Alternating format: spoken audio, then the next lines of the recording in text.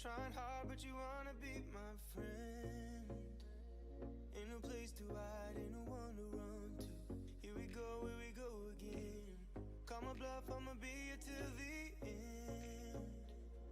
I'm the one you ride, I'm the one you ride to. If you don't wanna change. Hello and welcome to the World League Esports 10K, the second game of today.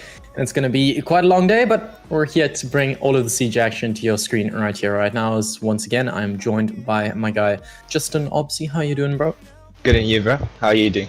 I'm chilling, and I'm quite excited for this one. But just quickly, I want to inform you guys of the World League Esports giveaway that is currently going on. Go over to twitter.com/World League ESP. Go over to the most recent post, I believe, and comment down below who you have winning this tournament. The entire tournament, not just one or two games. Who do you think is the best team in ASA right now that's going to win this tournament? Up to you. Retweet that post and you could stand the chance to win both a World League Esports jersey and a mousepad. I can vouch, they are really sexy. But what's going to be even sexier is this game on Oregon. We're going to be having Yebo Gaming versus Berserkers. Yep, Oregon being a very interesting game. Once again, we did see Yebo Gaming play the first matchup of today against, I believe it was Warx. Yes, Warx, sorry. They played their first matchup, didn't go so well, but they now do have a second chance to prove themselves against Berserkers, as they do go to Oregon once again. So Oregon obviously being a very defender-sided map. Yebo Gaming's attacks weren't the best on the previous Oregon. It's something that we can look back on, but hopefully now that they don't have an issue with the player, as they do have a 5-man roster, they were able to get a sub in for their player that was having issues to play for them in this game. But bans coming through. First ban will be Thatcher once again. So more default bans coming in for especially Oregon. Thatcher being very impactful, he can get quite a lot of utility away, and especially that util off of the walls, as most teams like to defend those for as long as possible. And the second ban, Jackal. Seeing the Jackal ban once again, really going to support Berserkers on their roam now this time. So Yebo Gaming getting rid of it again. Maybe they should have kept it, maybe have adjusted a bit better to maybe just execute their roams, a roam clear a bit better. And their defend ban will be, I'm not quite sure, we're having a bit of issues, but it is Jaeger. So there we see that is the first ban. Interesting ban for them, but nonetheless, we have to see how that one plays out. Yeah, that's quite a strange one, and struggling to see, there we go, then the last ban is going to be the mirror. So all across the board, I think that's bar the Jaeger exactly the same as we saw the previous game on Oregon between Yebo Gaming and Warx. So the Jaeger off the board is quite interesting because, I mean, with the last season's rework of Jaeger, the ADS being able to shoot out one throwable every 10 seconds, it's been quite a rework kind of to Jaeger. I wouldn't say a nerf, I wouldn't say a buff, but it's changed Jaeger in a way where it doesn't allow really as much for stagnant plays. So I don't really know why they're banning it out. Maybe they want to push down blue in the same way they did last game, where they banned out smoke to actually have that happen. But this time around, I don't actually know why they've banned out that Jaeger. Indeed, Jaeger, a very interesting ban. Like you said, it's not very common. Maybe they just don't want to play against that util at all. And that gun coming out from Jaeger, the carbine, is a very good gun nonetheless, and he can be a very impactful roamer. So maybe they are scared about their roam clear, but if they're scared about their roam clear, maybe the Jackal ban was not the play for them in that one. But nonetheless, now we do have to see Berserkers playing with the Wamai instead of Jaeger. So bringing a bit more Wamai play is going to be interesting, but nonetheless, I believe he can still maybe support the team. Not as much as Jaeger would, but he will still be pretty much of an impact. Yeah, and here we see, I mean, it's the default setup here. Extending into blue, you're placing that shield, using that smoke, all of his utility, not only the babes, but the shield as well. Assisted by the Wamai, like you called out, but also you got the Lucy, the Bandit, and the Vigil to roam up above. So, I mean, it's just looking pretty default. So, I want to see if this team can carry out those default strats. I mean, that's the first thing you look to for newer teams like these. I'm gonna be honest, I don't really know these teams, so for a team that you don't know how they play, at the very least, you want them to be able to execute these default setups, and that's exactly what they're doing. Now, Yebo Gaming, they are sure to be able to read into this one. I want to see them actually improve their drone work. This is a very important thing that I don't want to see them one up over their game versus Warx, but heading into this one, they're going to be pushing down into blue. Niobe, the one player inside of bunker, joined by the smoke, going to start to pressure on into this angle. He whips out the C4. He might be able to find the kill here, but looks like nothing will net just yet. He's just waiting on that one. He chucks it out. He might find the kill, and indeed he does. Sky, though, he takes so much damage, doesn't find the kill, but still, that nets them quite a lot. Rotating now up to the top floor, wasted quite a bit of time, but not enough, as there is still 2 minutes left on the clock. Now Sky is very low on HP. He is trying to get control of this blue area. Boss here on the smoke, just using that util to delay these operators, and we do see a peek coming out from blue door. That's Fish to lose quite a bit of HP, almost all his HP actually, and now a nade might just finish him off, but no, those were my discs just supporting him in that one, and now it is just very stagnant for these attackers as those smoke grenades coming out once again to really delay them. So good util based from the smoke, but still very early for his util. We do see that smoke come out, so maybe they'll try and make a push here. Still smoke canisters coming through. There is a push coming through. Will the player get spotted out? One is down. I believe that is Sky from the smoke grenade. I can't see what is exactly happening. He does get a second for himself, and Niobe adds on to the kill, but he does get refragged there from the Capiteo. Now it is a 1 versus 4, or just the kills coming through just hectically there at the end. Now bringing it the first round to Berserkers. Really well played from them to defend that round. Yeah, and I mean, sure, we have very little info on these teams. Like I said, I don't really know them, but Yebo Gaming, I see them kind of struggling with the same things they did in the previous game versus Warx, where they just kind of rushed down into blue. They didn't make sure each and every single angle was held. They just threw smoke canisters, the Hail Mary smoke canisters, hoped it would cover them, and in the end it didn't. They just fell one after another. And well, it's just playing into Berserkers' defense, because the one thing that lineup is situated towards is just playing those passive angles. He had the M590 shotgun on the smoke. He was playing it close in the shield. You can't just swing him. He is going to win that close quarter engagement 9 times out of 10. Well, that was one of the 9 times. Indeed it was, but now we do see Berserkers going up to that top floor. So those two sites being the more preferred sites for the defenders, we'll have to see how Berserkers choose to defend this one. Obviously bringing a very, I would say, standard lineup for what they have, except for that Capcan.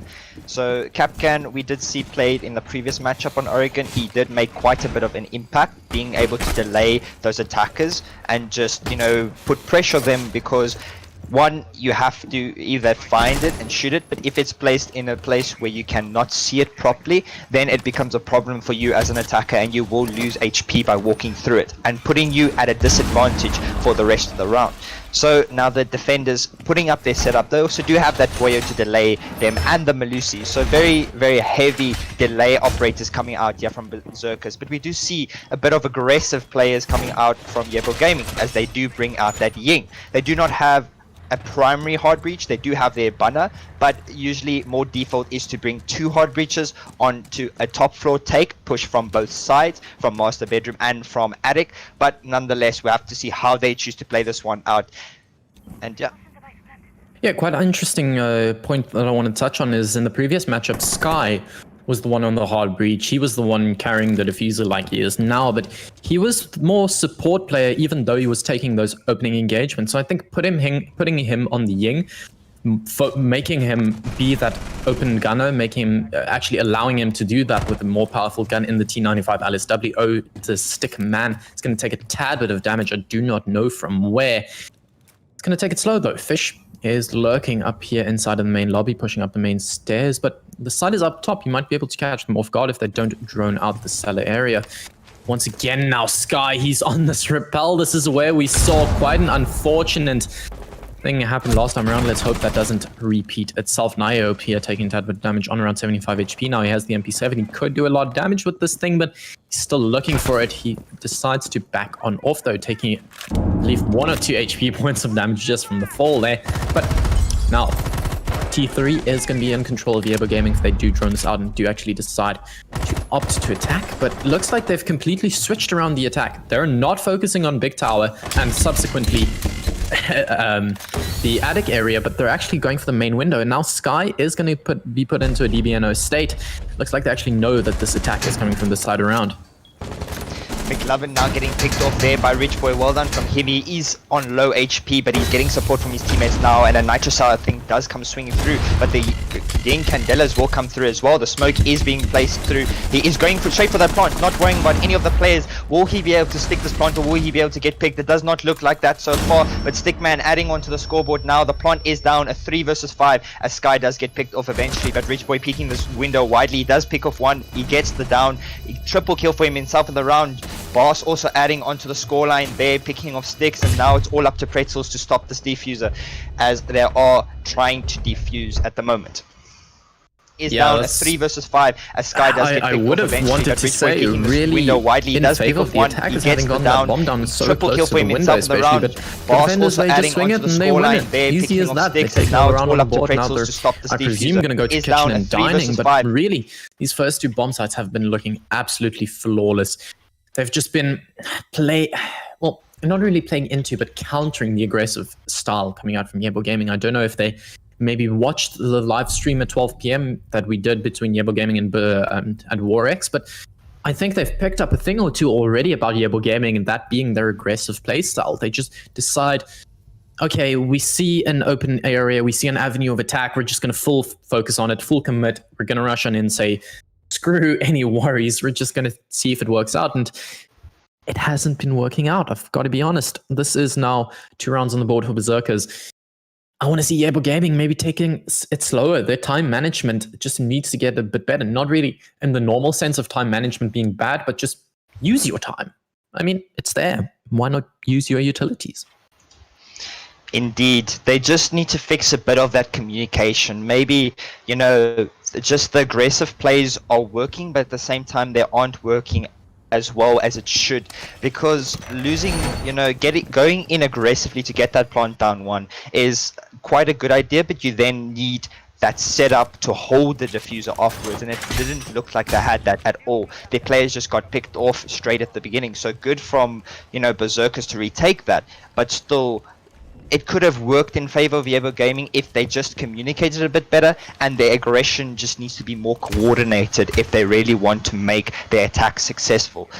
Nonetheless, speaking of that, it does look like that they will be coming into the match now. So they do have that double hard reach now, a good adaptation to change on that. Sky going back from that Ying onto now the Ace. So good adaptation from him to bring that secondary hard breacher. But speaking of that, he has to still make work with it.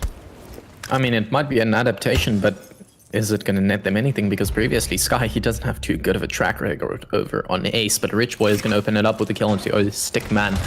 Finds the first, and Rich Boy actually taking a tad bit damage. I do not know from where. My frame rate is a bit low, but yeah, at this point in time, 2 players actually have fallen from the side of Berserkers, and this is looking like a lot better of an opener for Yebo Gaming. They're still playing into that aggressive style, but it's just working out for them. That being said, Fish is going to shut them down. Tree Frog to fall. Equalized out into a 3-on-3. So now this is where the proof is in the pudding, because Yebo Gaming, sure, they've played that aggressive style once again, and it has worked out for them in that opening phase of the game. But you need to translate that into an initial site take. You need to play it slower, and the run out coming out from Fish, he is absolutely shutting down these players. He finds a second for himself. Pretzel to fall. Now it's just Skies and McLovin.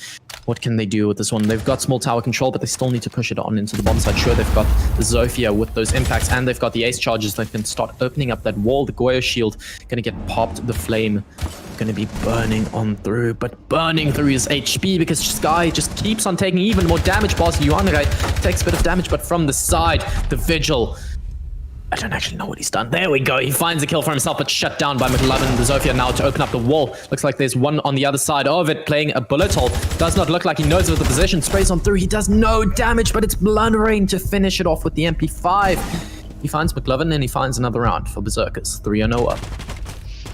Well played there from Berserkers to take advantage of Yebo Gaming's attack, and just, getting that advantage in the early rounds and then being able to, take it back. It's really well played from Berserkers there to bring themselves up to a 3-0 win, or not win, sorry, a 3-0 lead at the moment. But still, Yebo Gaming, just their attacks looking very dire at the moment. They're not really coordinating completely. They have their backs turned to the defenders. They aren't really in the correct positions to make an impact. They get the first 1 or 2 picks and then they lose it from there.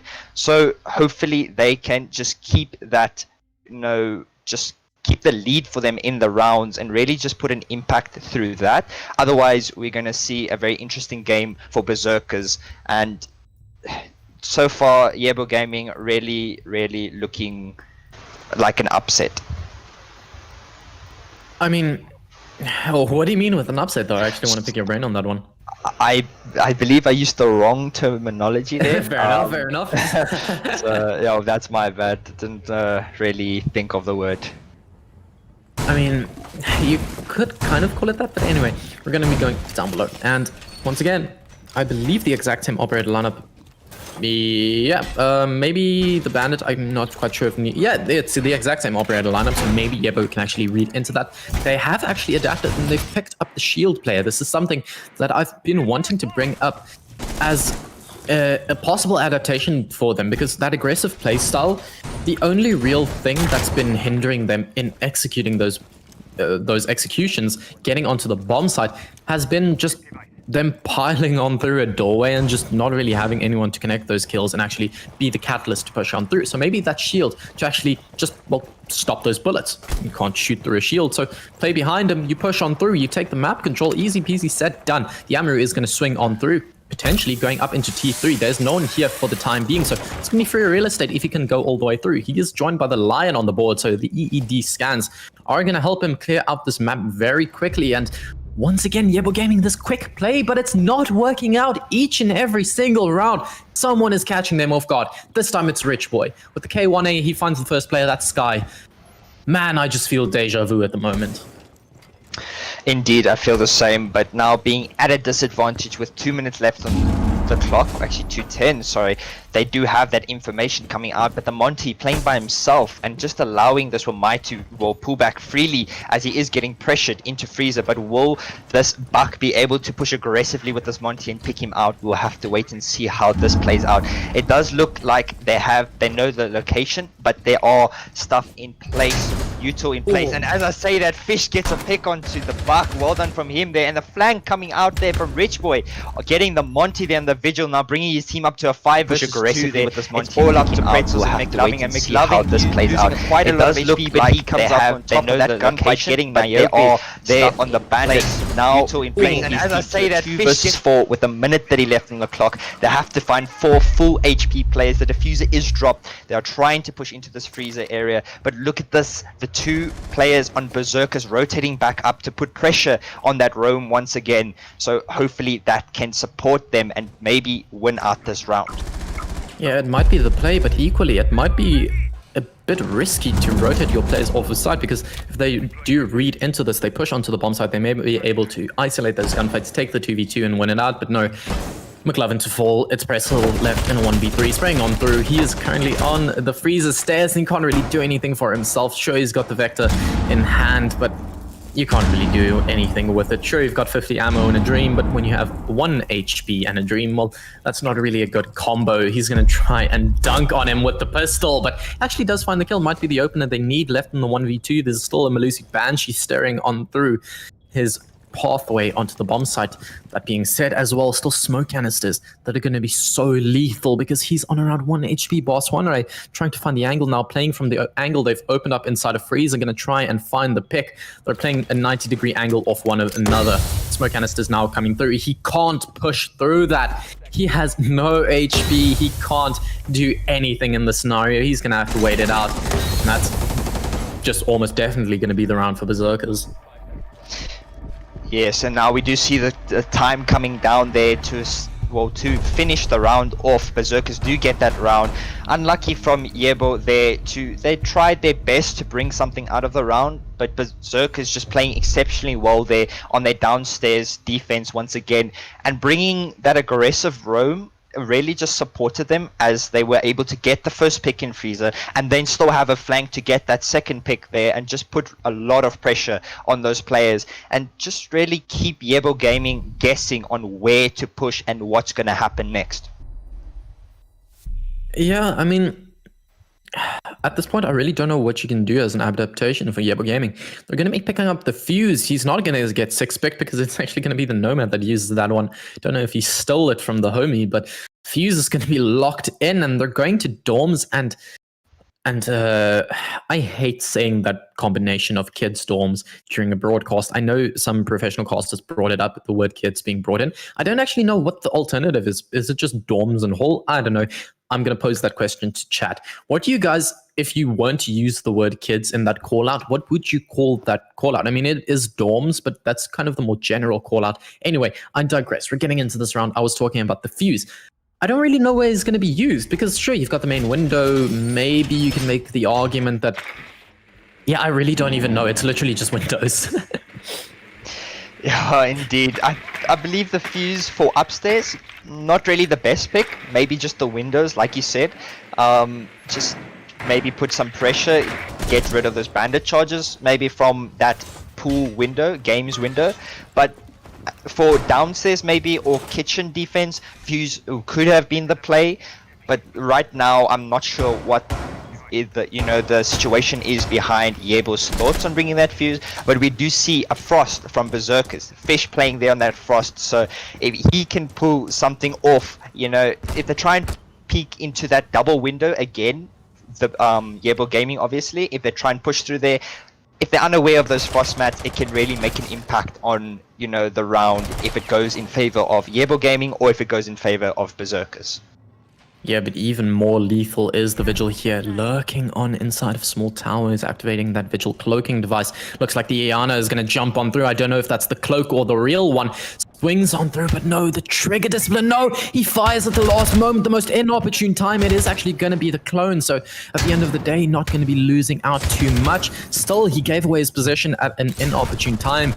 He would have maybe been able to get a kill had he not revealed his position, and really, I want to pull through this comparison because you were talking about those frost mats potentially being so lethal, but in that exact same way, the Vigil almost able to use that element of surprise and catch a player off guard, but it is not to be. So let's see if the second wild card is going to come through. Will Fish be able to find those pog mats? We've been seeing the Frost creeping up in her play rate all the more. I mean, she brings the shield, she brings the 9mm with the 1.5. What is there not to like about her? Well, they're going to be pushing on through into dorms, still playing on that window. They know the vertical angle is there. They are going to be feeling that pressure, so they can't really do anything about it. And once again, just this Fuse, I don't really know why it is brought, because once that window is opened, he doesn't really bring any utility to the team. Now a bit of stagnation coming out. The smoke canisters are going to get popped, but there's still a Frostman on that window to worry about. Are they going to get caught out? And indeed they do. Niobe to finish the kill with the C4, and one player is injured. The Frostmats to connect. Tree Frog finds a kill with the AK-74. Stickman taking a lot of damage. Niobe to find McLovin. And now just the flurry of kills coming out. He almost finds the Frost, but the Thermite to fall. Now it's just Tree Frogs. The Fuse, the one player that was calling out to not such good of an operator pick. He falls to the SMG-12, and that's Rich Boy to find the final kill. Well done there from Berserkers. I believe they read into Yebo Gaming's first initial push on the upstairs defense, pushing that double window instead of trying to get wall control and try to push from the other side. We did see that Thermite trying to adapt and push from Trophy and put pressure there, but he was all by himself. He did not have support. There was none of that refragging potential on the side of Yebo Gaming. And I believe that Frost play from Fish was really a read into how Yebo Gaming were going to attack that.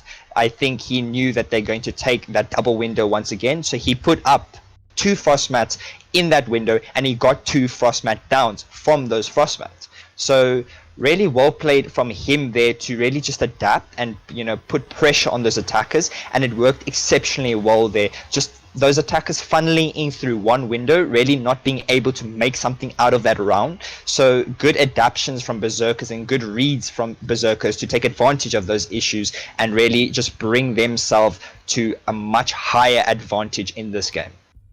Yeah, and that advantage is quite big at this point in time. 5-0 up in terms of the round count. They're going to their final defensive round. It's going to be in kitchen and dining. They've played this once before, and the previous time around, it didn't even really come down to the bomb site play. All the players kind of died before they even really got into the map. So, Yipple Gaming, I mean, it's been this storyline that I've been painting of this over-aggressive team that just can't seem to really bring anything for themselves past that 1 to 2 minutes phase in the round, in that second phase where you try and attack the bomb site. Sure, that opening aggression, it's been kind of a 50-50, but after that, well, it's just been falling flat onto their face. Yebo Gaming, this is their do or die. If they can't put up a round now, it's going to be match point for Berserkers heading on into their attack. And now, spawning on in. Let's see if that aggression continues. They have the Finker this time around, so quite an interesting pick, to say the least. Fish has been the catalyst for a lot of these rounds, finding the opener. Let's see if he can do it again on the MP7. He doesn't have the K1A of the Vigil or the element of surprise, but, well, he has the gunplay to match.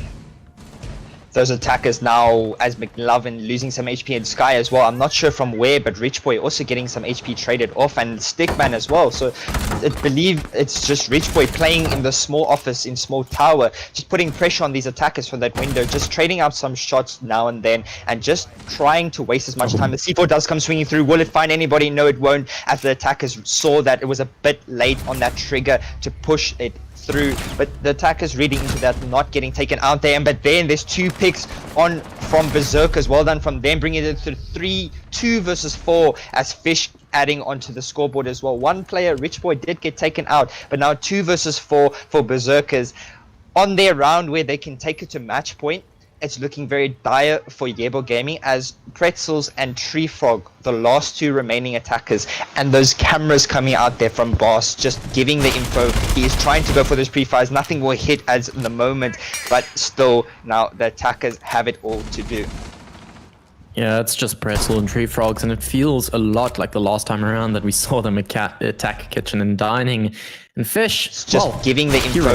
He's trying to go for those pre-fires. Nothing will hit as in the moment, but still now the attackers have it all currently to sitting do. on a 3KD 9 for 3. Yeah, He's looking for more than Tree Frogs, and it feels a lot like the last time around, trying to style on him, but if he has anything to say about it, he's going to try and maintain his integrity and not get styled upon. He's peeking and leaning the wrong way into the angle, but he might still be able to find it with C8 in the engagement here with the yellow. Who's going to win this gunfight? There's a player to his right, though. Does he know of the bandit with the P12? He's going to swing on through. Who is it that's going to find this kill? Oh, he whips out the shotgun and he finds the close quarter with Nio 1v2. It might still be doable, but Fish, he's holding the angle close. There's no way for him to rotate on through. No scope coming on through. He shoots open his own C4. Looks like he is feeling himself at the moment. I can only imagine what the comms are like for Berserkers at this point in time. He's trying to quick peek on into this angle. The black ice on the P12. There's no better combo to absolutely dunk on players with.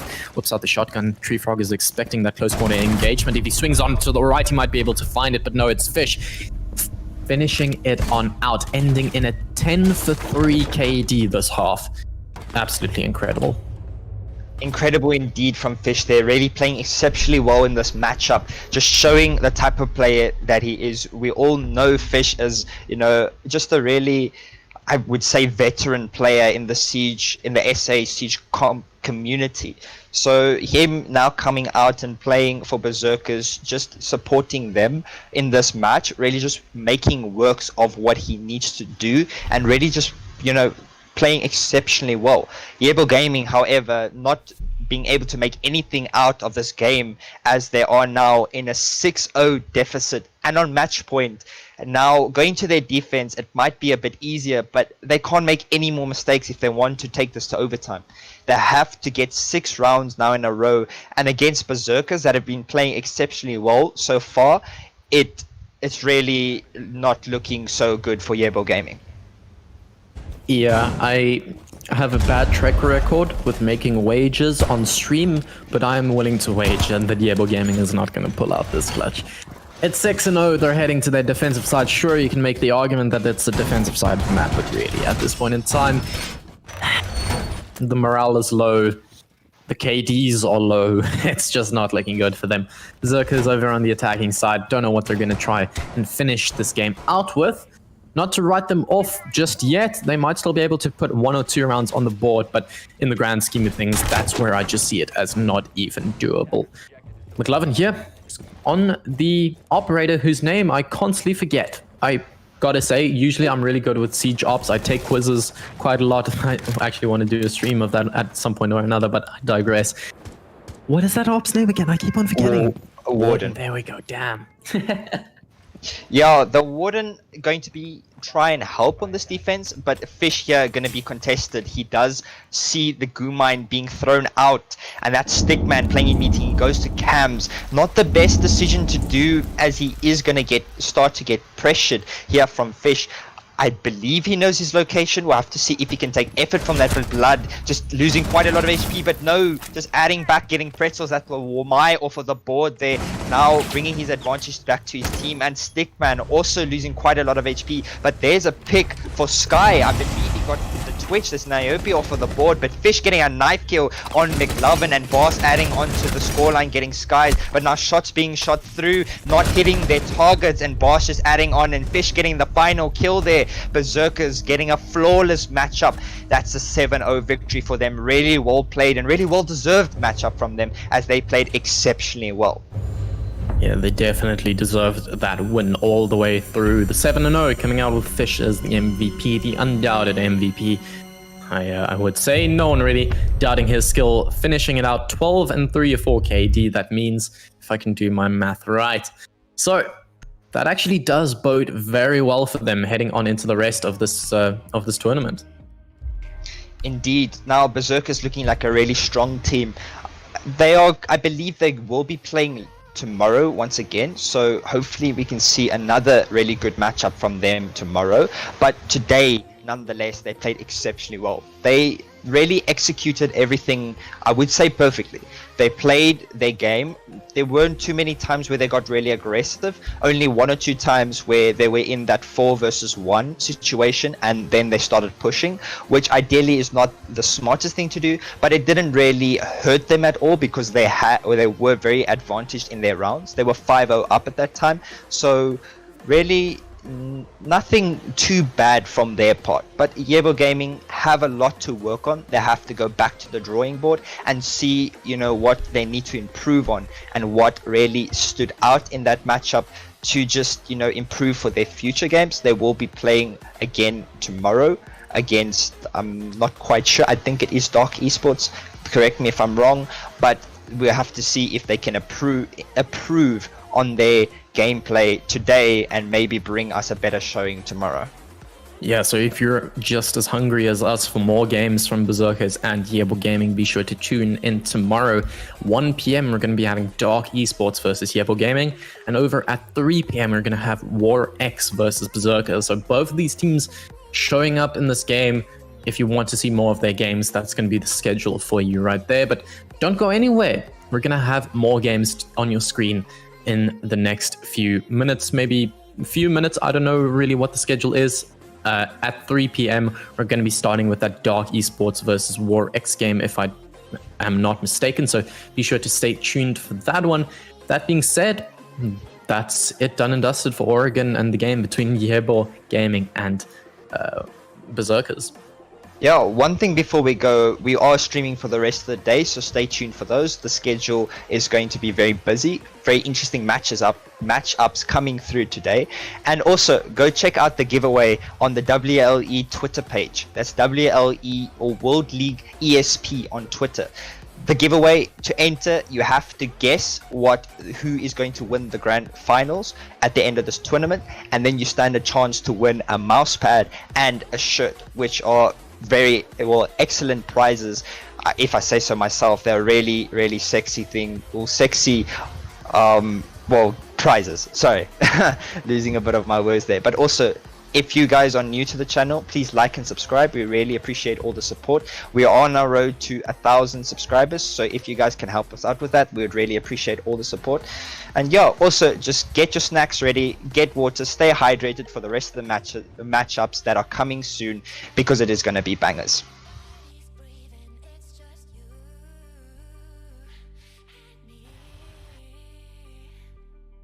Feel my heart, it's beat tight. Hold my body's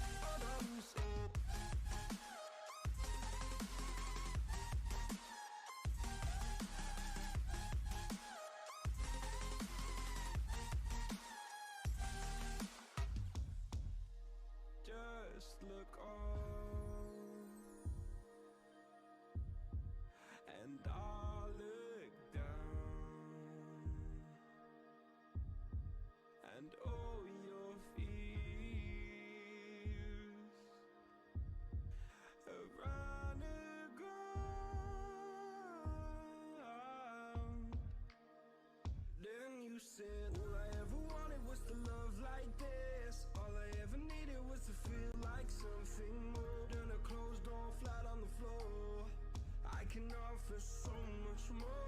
All I ever wanted was to feel at ease. All I ever needed was to get up off my feet.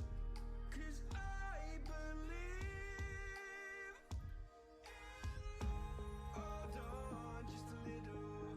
We'll meet right here in the middle ground is where we'll stand. Let go of the riddle, 'cause you'll find life is a riddle that we're not meant to understand.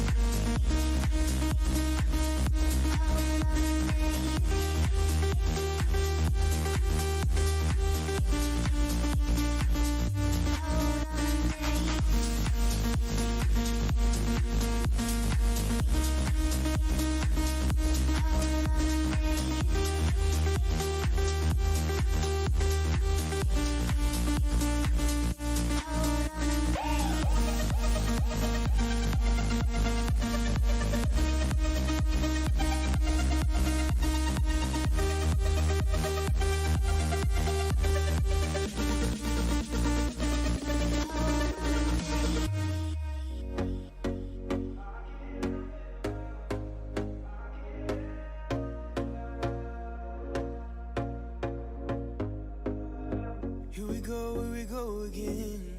Trying hard, but you wanna be my friend. Ain't no place to hide, ain't no one to run to. Here we go again. Call my bluff, I'ma be here till the end. I'm the one you ride, I'm the one you ride to.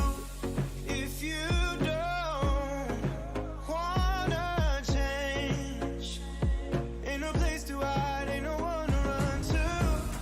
If you don't wanna change,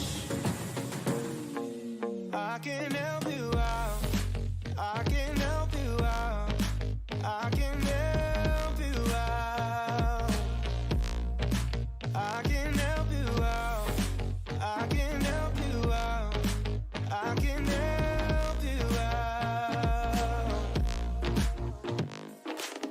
Here we go again.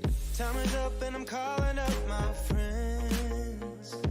Ain't no wonder why, ain't no one to ride to. Here we go again. Call me up and you wanna be my friend. I'm the one you ride, I'm the one you ride to. If you don't wanna change, ain't no place to hide, ain't no one to run to.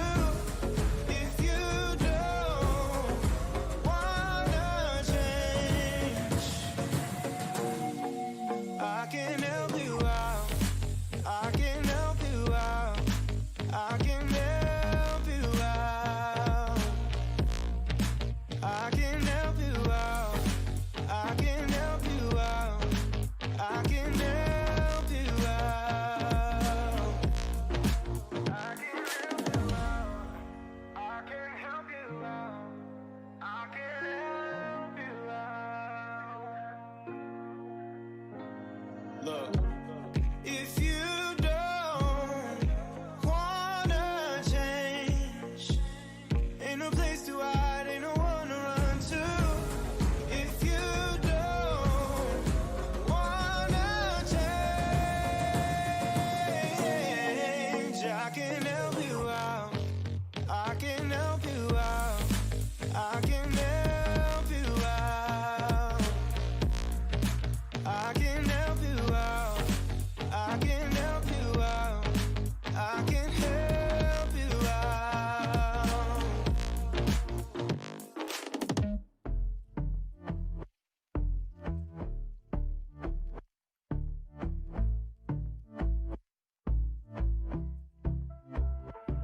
And I've been chillin', watching the ocean with you. Baby, up with a slow motion crew. And we up in our cloudlands when people change, but not us. And we just chillin', kicking it, kissed by the sun. Could be soaked to the skin in the mall soon. I know she got the good vibes when seasons change, but we're the same. Even if I lost all my money, the zero runs deep, honey. And I don't need to speak a single word, 'cause you got me holding, holding. Even if my jokes aren't funny, my tongue tied up on it. And I don't need to speak a single word, 'cause you got me holding, holding.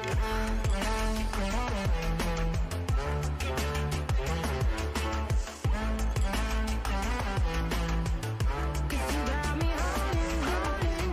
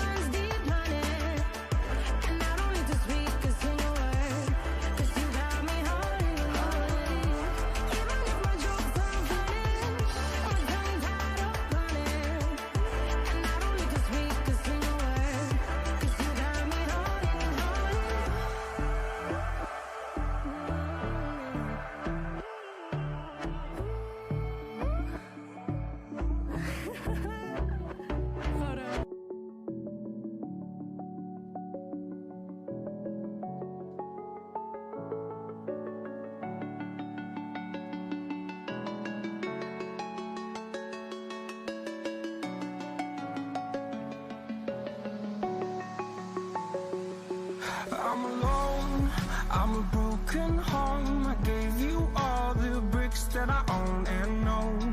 I'm letting go, I'm breaking these walls down, breaking these walls down. If you want adventure, then fly to home.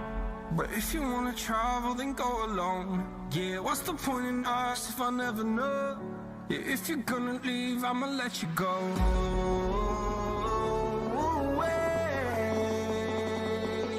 I'm tired of the pain. Go away. I'm tired of dancing.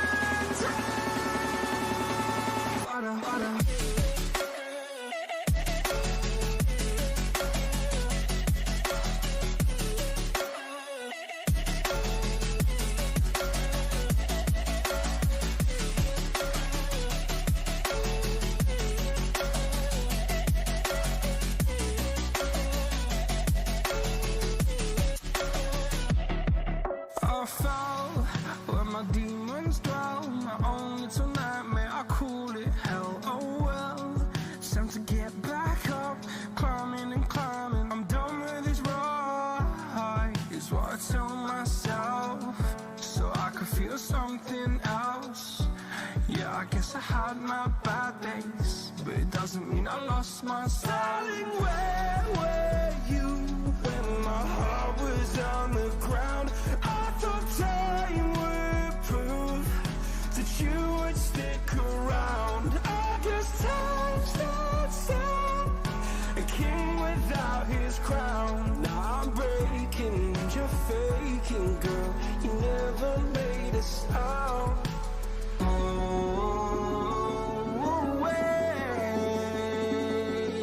I'm tired of the pain. Go away. I'm tired of dancing.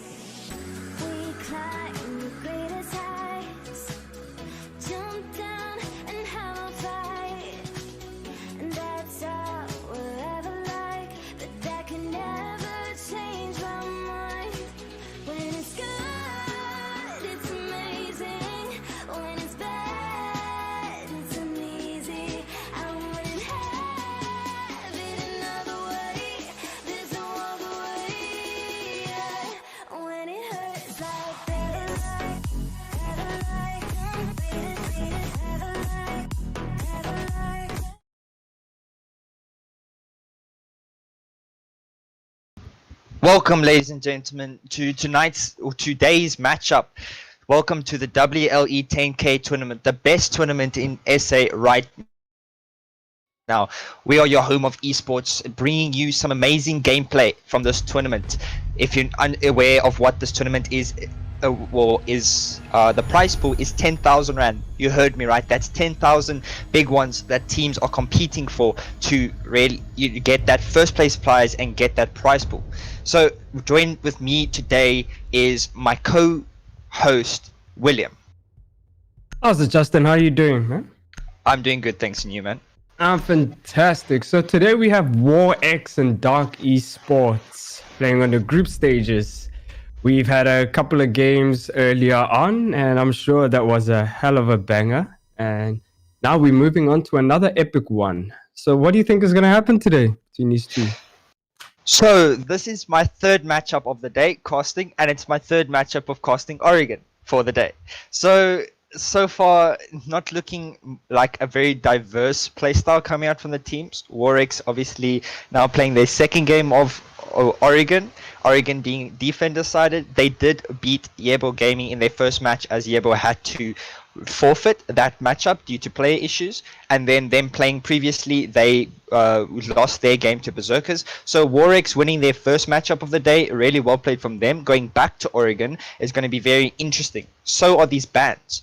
Thatcher, Zero, and a Mirror ban. So Zero ban, very interesting one. Obviously, he does bring quite a lot of utility to the board, but the Thatcher, Mirror, more standard bans, and that Valkyrie now as well. So delaying that intel gathering from the defenders of Dark Esports, just going to really support Warwick's on their attacks. Yeah, I mean, the Zero ban is quite weird, to be honest, but I'm sure they're just trying to eliminate that whole camera work, and the fact that that camera can zap utility from God knows where. But I mean, it makes so much noise, you can hear it coming from a mile away, right?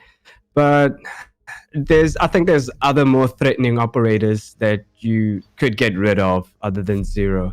But they have a plan, obviously, and we'll see how it works out with them. We'll see somebody switching off from a Legion into a Smoke, which is quite a good move in my opinion. And now somebody's taking a Nomad.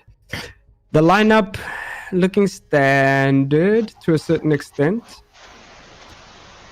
Yeah, that lineup really, well, it's pretty standard. So the Nomad really just supporting that flank, maybe coming out from Dark, and the Iana, really great pick actually from Warx. Just there, you know, giving support, as she does have that availability to the Gon 6. She does have nades in her arsenal. So also her ability, being able to send in that Iana clone and really just be like a third drone and really support the attackers. She's really going to be able to make a big difference on this matchup if she's used correctly. Indeed, and now they're going down to Laundry, and yeah, we'll see what. Whoa, this whole area seems to be like they're not focusing on that area at all, and we'll see if the attackers do take advantage of that. And now they are attacking construction. See what the plan is from the attackers, as seems like every single one of them is attacking that site. They'll probably fan off and go onto Big Tower to make a couple of flanks or so. Indeed, it does look like the attackers now trying to get control of Bunker. That construction take going to be their primary, well, I believe their primary attack. I'm not sure where the rest of their teammates are, but it does look like the nades are going to come swinging through. So if Dark can really just delay these, well, utils coming out from the attackers, it might just support them quite a bit. But now the angles being held from the defenders to try and put pressure on these attackers. They do know the location of where the attackers would choose to push from, and now that Iana drone, as I was speaking of, is going to be making some plays to try and get information on where the smoke is playing in this shield in Bunker. As the clone comes in, the smoke stands his ground on that elbow area in blue. The attackers aren't able to make any headway. They need to clear some util there, Justin. There are ADSs, but if you can clear those ADSs, push the smoke, and the smoke toxic canister comes out and pushes him back. Ziggy on his way into kitchen and on his way into meeting. He's going to be met by the Malusi in meeting on Big Tower. So we'll see how that interaction goes off. And Ivar's going to tuck himself into Harry Potter and go back up again. He's got a... Oh no, he gets eliminated by Ziggy. He was in position earlier on, but he just managed to get out of position, and that gave Ziggy the chance to eliminate him. And somebody else takes out one of Dark Esports players as they push into blue, and the smoke is in danger right now. His shield is gone. He has to fall back, but he's unable to as he gets eliminated. And now Dark Esports has control over blue. Indeed, they have control now, and we had a bit of issues there. Wasn't able to see what happened there at the end, but Warwick's being able to, I believe it was, yes, they are able to get that final pick for them in the round and win their first attacking round. So really well played from them there to execute it. Ziggy coming there at the back by himself, just making that late flank and just putting pressure from those protected areas from the defense, as all 4 players were in bunker trying to push into bunker from construction side. So Ziggy just playing there by himself, really making works with it. He took the risk, but in the end it did work out for him, and he funded some of those kills and funded the pressure that his team then put out through the rest of the game, or the rest of the round, sorry. Yeah, so that was a good push by WarX, and yeah, Dark Esports managed to hold it off for quite a while. I still wish Dark Esports fell back a bit sooner with the smoke. The smoke was eventually all alone in that elbow and had no support. So at that point, that's your cue to fall back, right, and not stick around there anymore. But he overstayed his welcome, and he paid the price for it, and they paid the price with a round for War X. And now, going up into the top side this time around, we'll see what the plan is. Indeed, it does look like Dark have chosen to go upstairs, so we have to see how that setup works for them. They are bringing quite a lot of delay. They do have that Melusi, Goyo, and that Legion as well to really just put a pressure on to those attackers. But from Warwick's, they do have that Blackbeard, so an interesting pick for them from the previous lineup that they did bring. But nonetheless, he does not have much utility instead for those flashbangs, but he won't have flashbangs as they've chosen to bring those breaching charges instead. So maybe they were initiating that they would go downstairs again and then try to get a bit more top floor presence. But nonetheless, that Blackbeard's still going to be a very much of a nuisance to go against with those big heavy shields in front of his face. Now, seems like Dark Esports was a little late on the setup this time around, which I hope is not detrimental to their round. But Warwick's making progress and trying to figure out a way to get into this map, as it seems like it's going to be a bedroom take with that Ayana on that one of the trophy windows or hallway windows. Does spot a little somebody trying to peek into him from the tower. If they can eliminate that tower person, because that tower person is going to seem like he's on his own. So if they can eliminate him or isolate him and get rid of him, that might be a better move for WarX. But we'll see what they're going to come up with right now. Seems like Zofia is all the way in trophy and already breaching into sight. Wonder if WarX or Dark Esports can spot out that Zofia and deal with her. Indeed, now it does look like an armory take for WarX. They do have one player outside of that big window. They do have a rotation into that trophy or attic wall actually, but that C4 coming swinging out from below. I believe, no, sorry, my mistake. It was not a C4. It was a breaching charge coming out from the defenders there. Ziggy putting that on the wall, but they do get matched by the shields, and Dark wavy, getting the first pick there on the Jaeger, expanding some shots as well onto Velium of the Sophia and really just putting some damage on him. Now Velium have to rotate back, and there we go, Dark getting the second for him. That's Ivo to add onto the scoreboard, now bringing his team to a 3 versus 5 situation. 30 seconds left on the clock, not looking so good for Warwick at the moment. It isn't at all. 2 players left out of WarX, that is Valium and Frosty.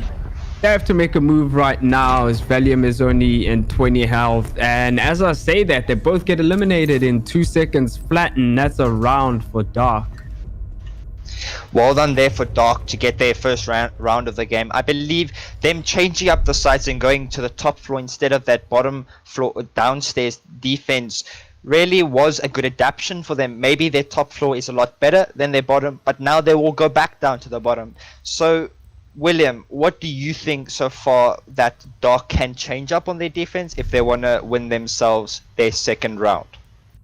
On Laundry, I think they have to play time a little more than before. They kind of have to use their time to their advantage. And I don't know how spread out they were before, but I think the Ayana or the Ash managed to go down meeting all the way from kitchen. So that was kind of odd to see.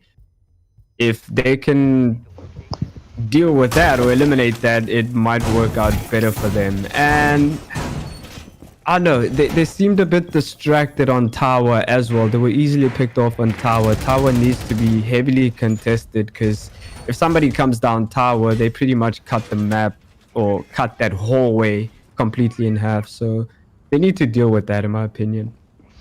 Indeed, they'll have to if they want to take themselves or give themselves the lead and take their second defending round. But they do have an adaptation. They are bringing a Rooney. So this is the first time today that I've seen a Rooney being played. So we have to see how much of an impact she can be for this defense. So really good adaptation for them. And obviously her bringing those laser gates, she's going to need quite a lot of util to get rid of. She has not put any of her down or any of her util down yet, so I'm wondering where she'll actually place it. Maybe she's just playing it for the gun, but I doubt that is the situation.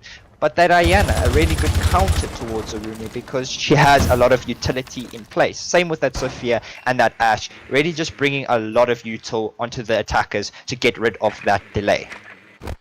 I think she maybe hasn't placed the laser gates yet because she wants to see where the attackers are pushing in from, and that way you can easily place them afterwards. Because as we know, once you place it, you cannot take it off, right? But it seems like she still has two of them in her hand. Not sure what for. I mean, yeah, I could be wrong about that assumption, and yeah, she just, as you said, just in for the gun. But Ivor is lost from Dark Esports, and now War X with one man up, and that's the Jaeger out of the picture, but the ADSs are still alive, so at least he lives through that. But they do have to deal with this around with only just 4 man. 5 versus 4, and now we do see a player trying to push down those stairs at Ziggy once again. Maybe he can make a play, maybe he can get rid of Dark here on Aruni, and he does pick off the player. I believe he got the kill there, bringing his team back to a 4 versus 3. Actually, as one gets picked off, now it's a 3 versus 3.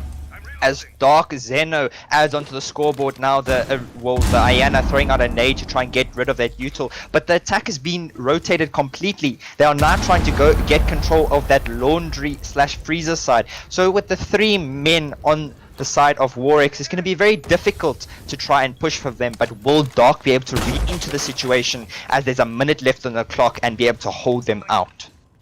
It seems like they fell back a bit earlier this time, which I'm really happy to see, with that Noctos having 1 smoke canister left with only 40 seconds. He might be able to make it work, and they do get a pick onto one of the War X players, leaving them with only War, Frosty Tiger, and Keen. So they have to make something happen here. They have to find Noctos, Zeno, and Alex, and they're safely tucked into sight. They have to push them out as much as possible. They still do have an ace, so they might be able to open one of those walls if he does have any utility left, and it seems like he doesn't.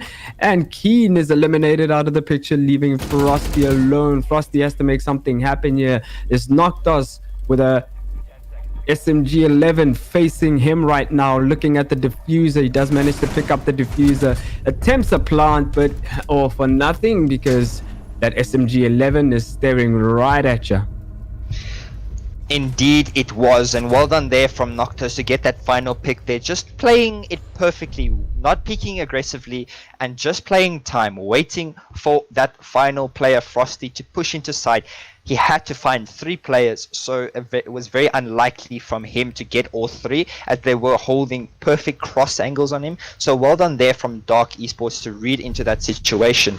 And just their defense all out was a lot better than the first round. Maybe they just needed to warm up into the game and just get a feel of the situation and how War X are playing. But nonetheless, Dark Esports looking really good at the moment. Yep, they're looking very polished right now. And yeah, like you mentioned, maybe they just needed to warm up and figure out the other team's play style and see what they can do from there. But War X needs to do the same as well. Whether they were warmed up and now they've cooled off and they need to warm it up again because they don't want Dark Esports running away with this. That could be very dangerous for them right now. So the site is in kitchen.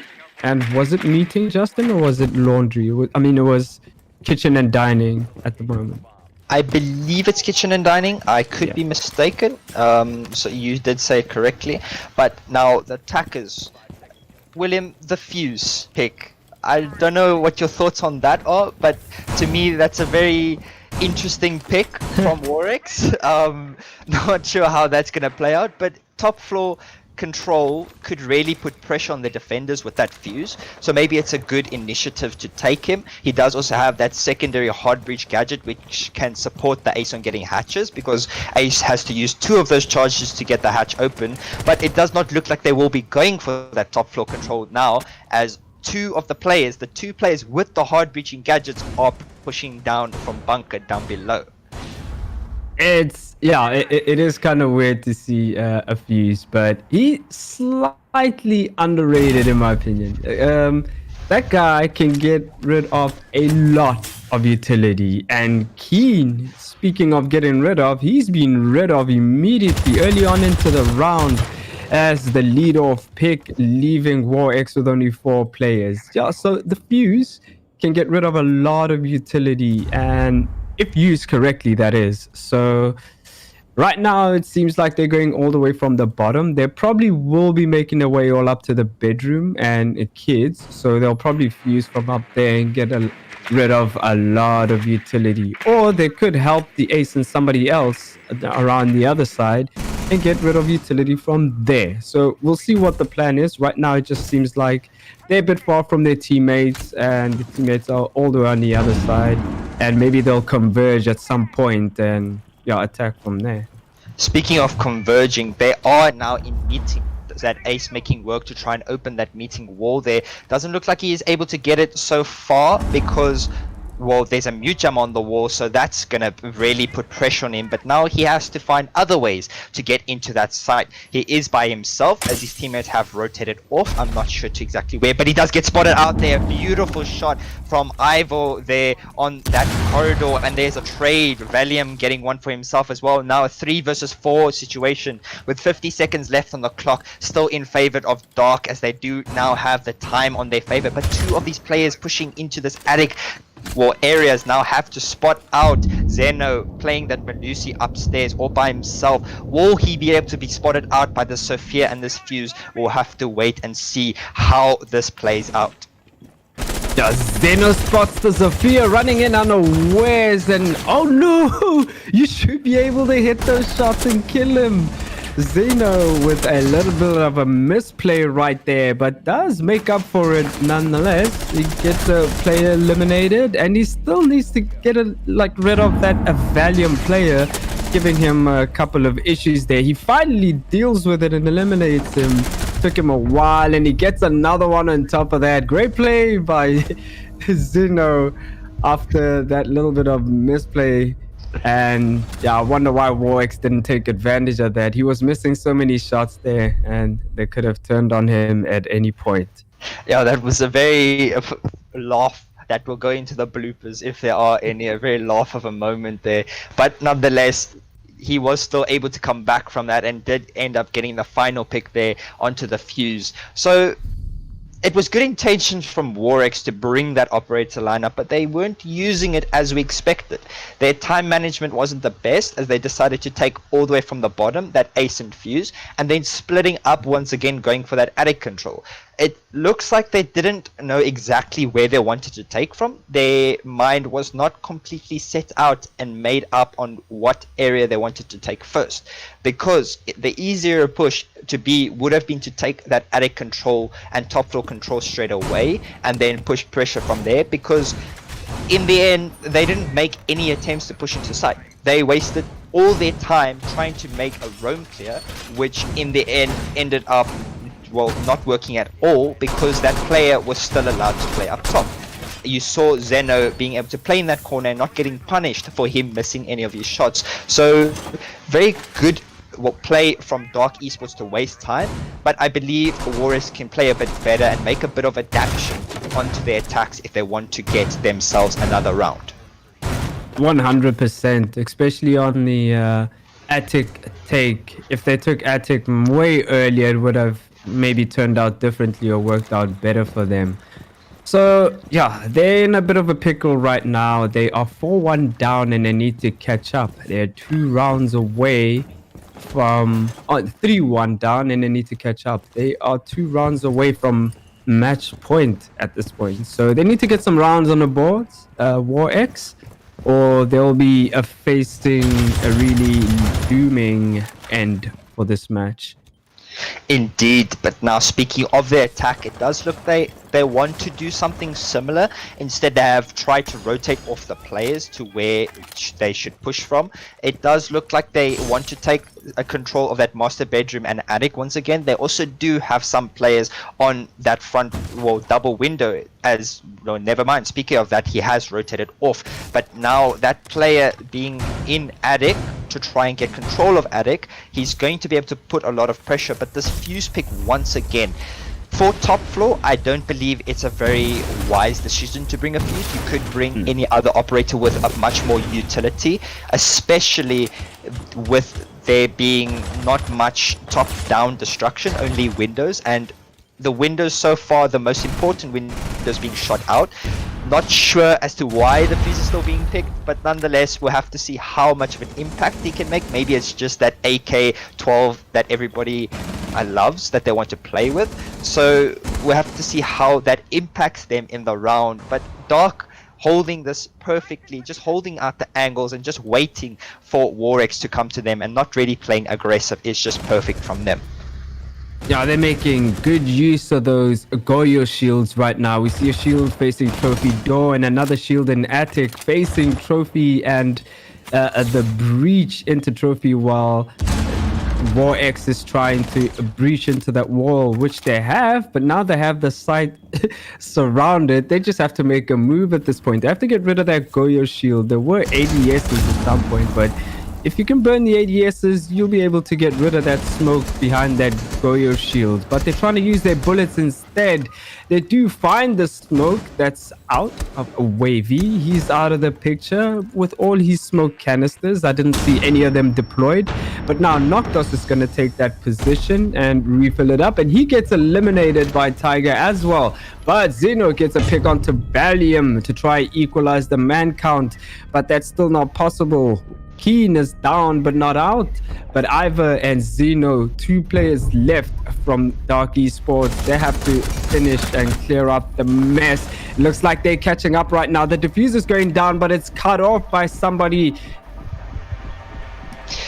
Having a bit of technical issues. Yeah, the plant is being tempted once again, but it is a 1 versus 1, so Zeno can really stop this plant, as he does stop the plant, and well done from him there to get the pick and just will bring his team to a much better advantage. It does look like a rehost will be called because one of those players on Dark has been disconnected. But nonetheless, on that round, really well played there from Dark Esports. It was looking very scary for them there near to the end, as WarX were just making an improvement to their attack and really just putting pressure on those defenders and getting those final picks, but then choosing a very weird position to plant where it could have got picked off. I believe it was the Legion that did stop the plant initially, and then not being able to just clutch, or he did clutch it out there at the end, but still getting that pick and then having to replant it with no time left on the board, and it is a 1 versus 1.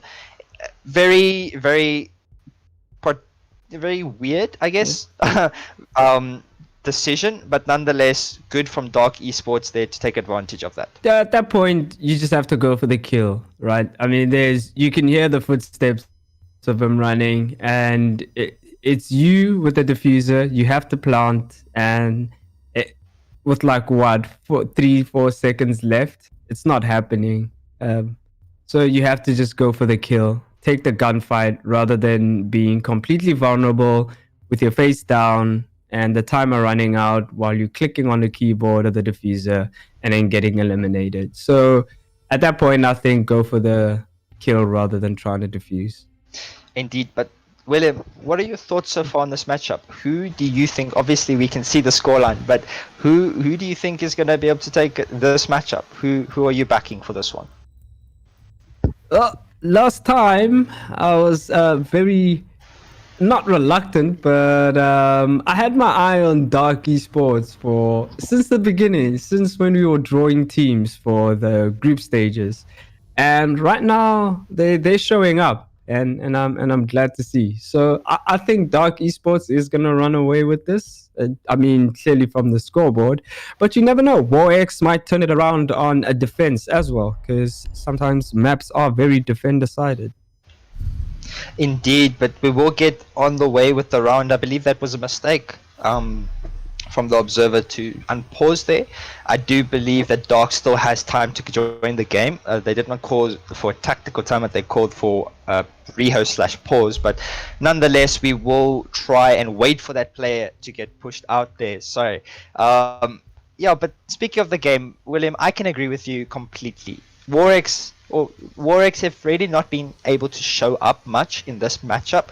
Dark Esports, however, as you said, they have really performed. So them, the much stronger team in this matchup as of now, because it's anybody's game. As one mistake from Dark Esports can really put them off and then maybe give an advantage to WarX. So we can't really count them out. But nonetheless, I do believe Dark Esports have a really good chance to, win out this matchup. Yeah, they do have a good chance, and oh my, does he still have a chance to 6th pick? That's the beauty of the 6th pick right there, working in full effect. Luckily, he was able to pick exactly who he wanted and not bring the Lord himself. I mean, why not bring the Lord himself, right? I mean, in that situation, Justin, what do? Do you stick with the Tachanka, or? Well, me personally, I would have wanted to play the Tachanka because I want to see a Tachanka be played, especially on Oregon. I've been speaking the whole day about a Rooney and Tachanka being played on Oregon and how much of an impact they can make. So personally, I wanted him to stick on that Tachanka, but maybe their coach was speaking to them saying, no, get back onto your operator. No fun time for you. We have to take this seriously. We have to win this one out now. Yeah, indeed. And they're close to winning it out right now as they are 4-1 ahead. Trying to make it 5-1 and hopefully getting to match point on the switch. So the site right now is down at the bottom in Laundry, and we'll see what they have in store for us. Is it going to be the same hold? Will it be the same attack? Is it going to be the same result? That we'll have to see. Again, Dark Esports very late on the setup right now. It's very concerning. This could bite them later on, either in these rounds or later on in the tournament. You don't want to be setting up 20 seconds into the round or into action phase.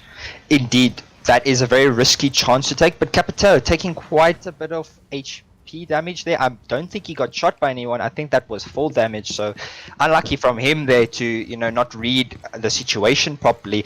But can we just speak about this Melusi? Wavy playing upstairs here on the roam. I believe he's by himself and there is not a lot of support for him, but he is going to start getting pressured. But just being able to waste time on this roam all by himself and not giving WarX any free kills / picks is really well done from him there, because at the moment he's wasted almost a minute and 30 on the clock, and he's still upstairs on the roam.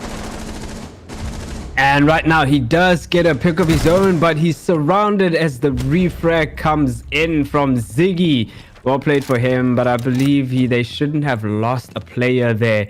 But they got rid of the Melusi, they got rid of the Roma, but the Banshees are still alive, as we all know. So he played his time pretty well there. I wish he would have fell back maybe earlier, but he got a pick of it, so well played to him.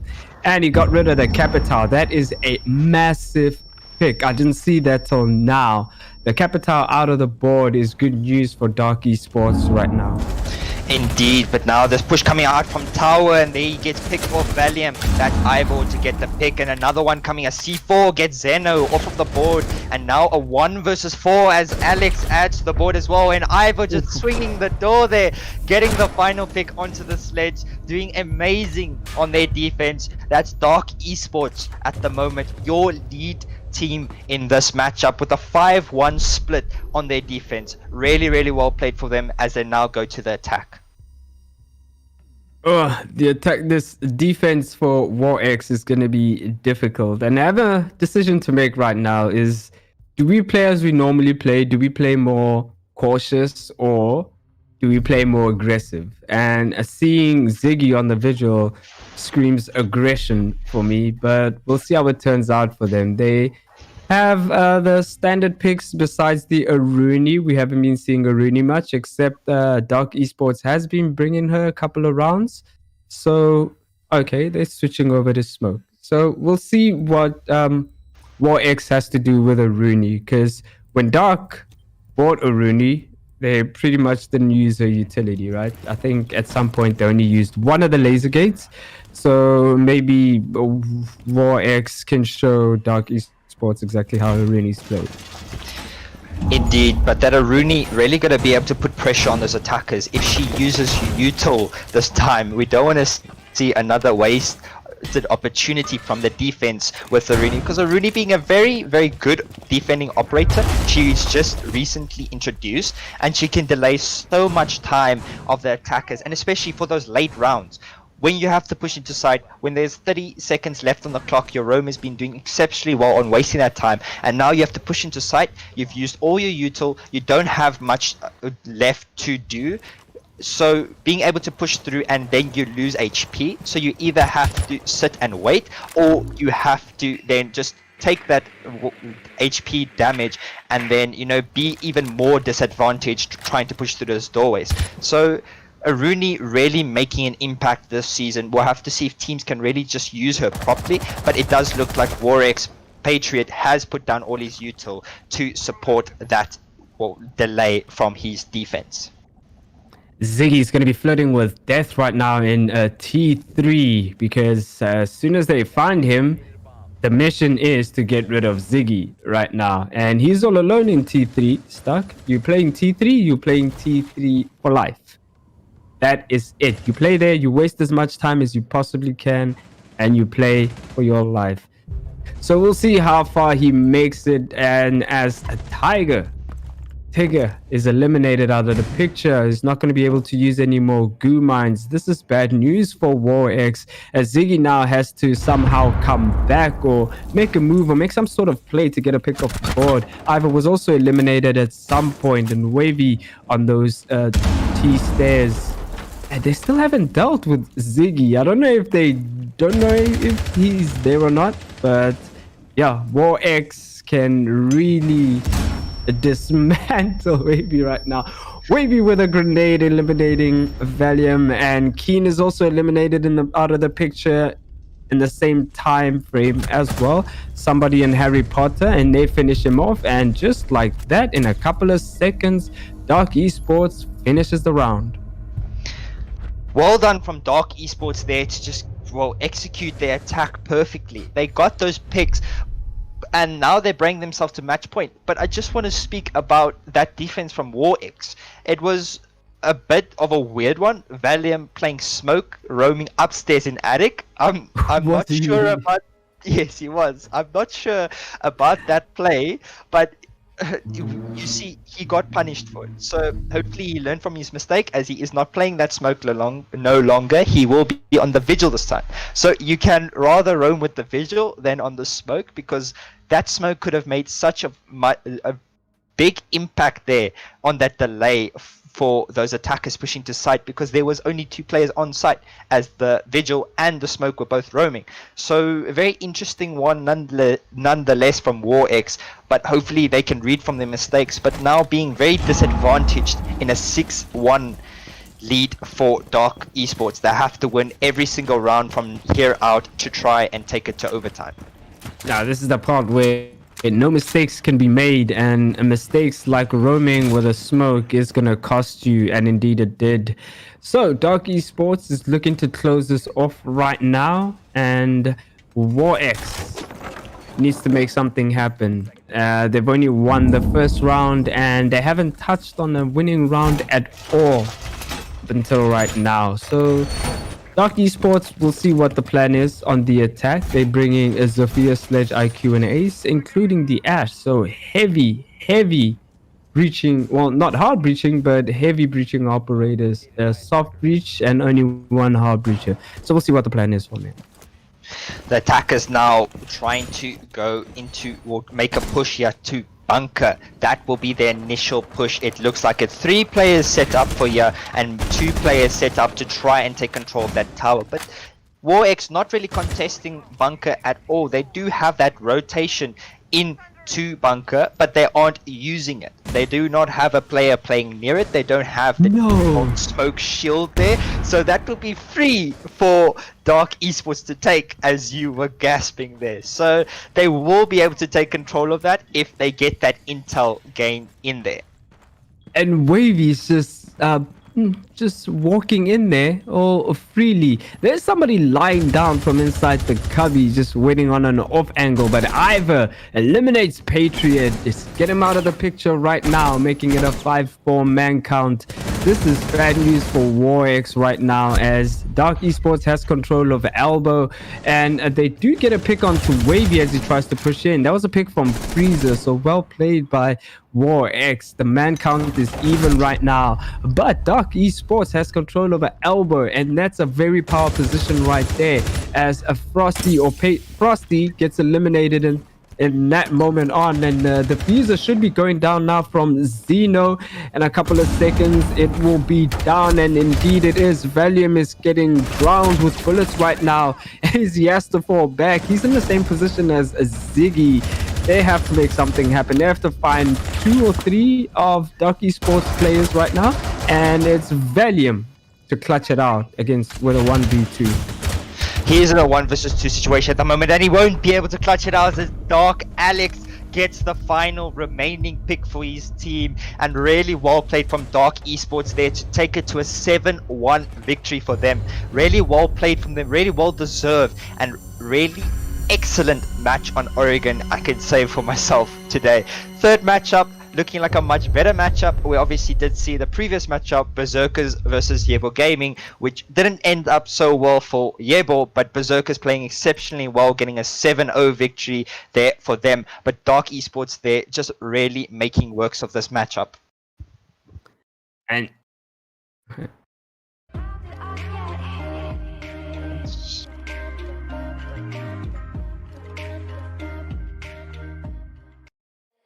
I know it's a game, I'm not gonna play, but maybe you should do whatever you need to erase me. It's all just a game, you think I'm gonna play, but maybe you should do whatever you need to erase me.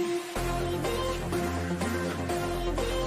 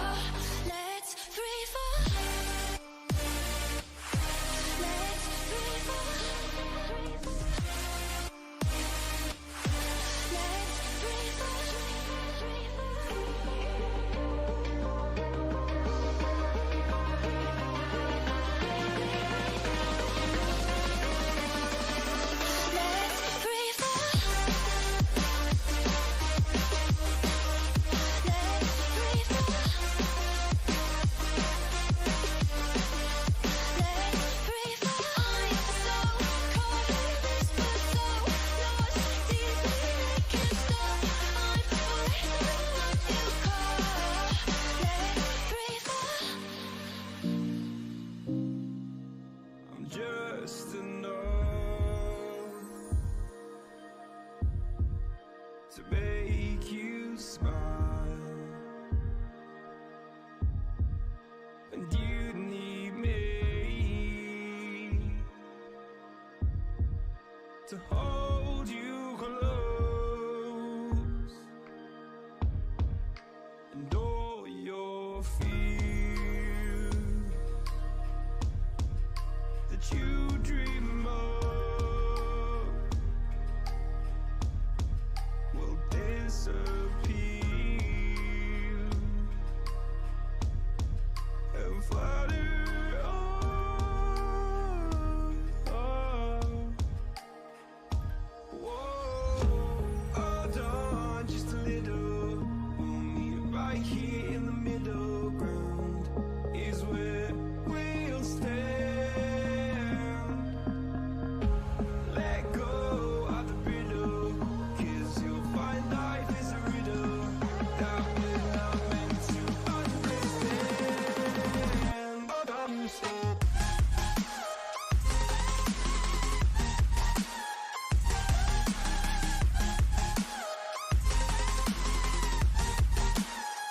Hold on, stop.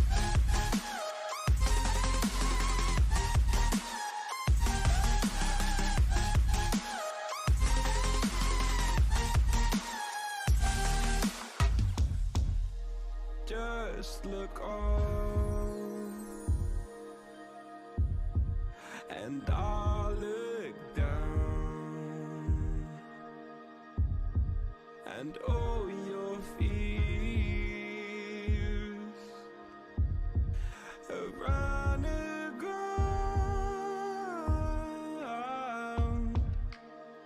Then you said, all I ever wanted was to love like this. All I ever needed was to feel like something more than a closed door flat on the floor. I can offer so much more. All I ever wanted was to feel at ease. All I ever needed was to get up off my feet. 'Cause I believe in love. Hold on just a little. We'll meet right here in the middle ground is where we'll stand. Let go of the riddle, 'cause you'll find life is a riddle that we're not meant to understand.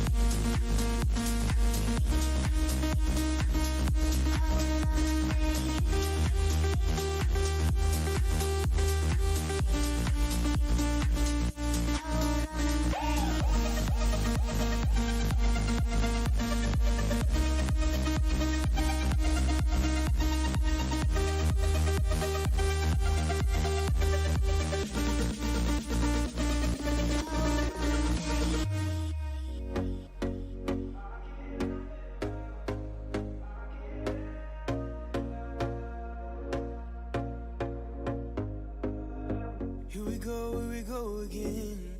Trying hard, but you wanna be my friend. Ain't no place to hide, ain't no one to run to. Here we go again. Call my bluff, I'ma be here till the end. I'm the one you ride, I'm the one you ride to. If you don't wanna change, ain't no place to hide, ain't no one to run to. If you don't wanna change, I can help you out, I can help you out, I can help you out, I can help you out, I can help you out, I can help you out. Here we go again. Time is up and I'm calling up my friends. Ain't no wonder why, ain't no one to ride to. Here we go again. Call me up and you wanna be my friend. I'm the one you ride, I'm the one you ride to. If you don't wanna change, ain't no place to hide, ain't no one to run to. If you don't wanna change,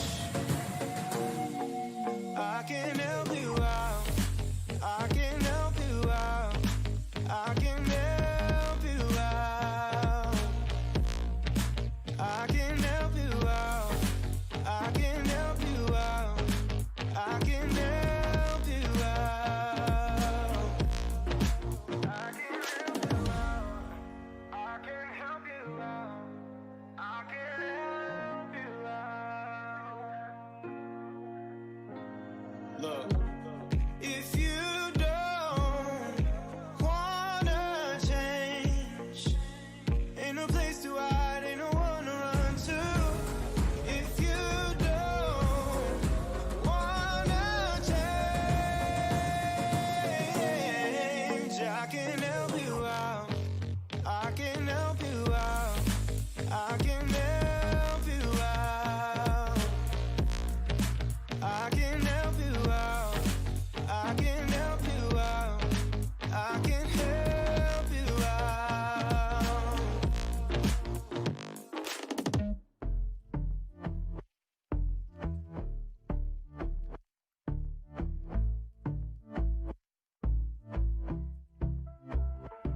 And I've been chilling, watch. Welcome back, ladies and gentlemen, and welcome to the new match in Villa this time. I am William, and right next to me is Justin. What's Hey. up, Justin? Hey man, how are you doing? I'm fantastic. Welcome to WLE 10K. And what do we have today? Today's matchup is Ominous Gaming versus Vanguard Gaming. The return of Vanguard Gaming. We have not seen them play in a very long time. We know them as one of a very old team that played in the previous, well, I wouldn't say previous, but in the WLE tournament. Not WLE, sorry, VEL tournament that we casted last year. So seeing a return from them is really interesting, but their matchup today will be Villa.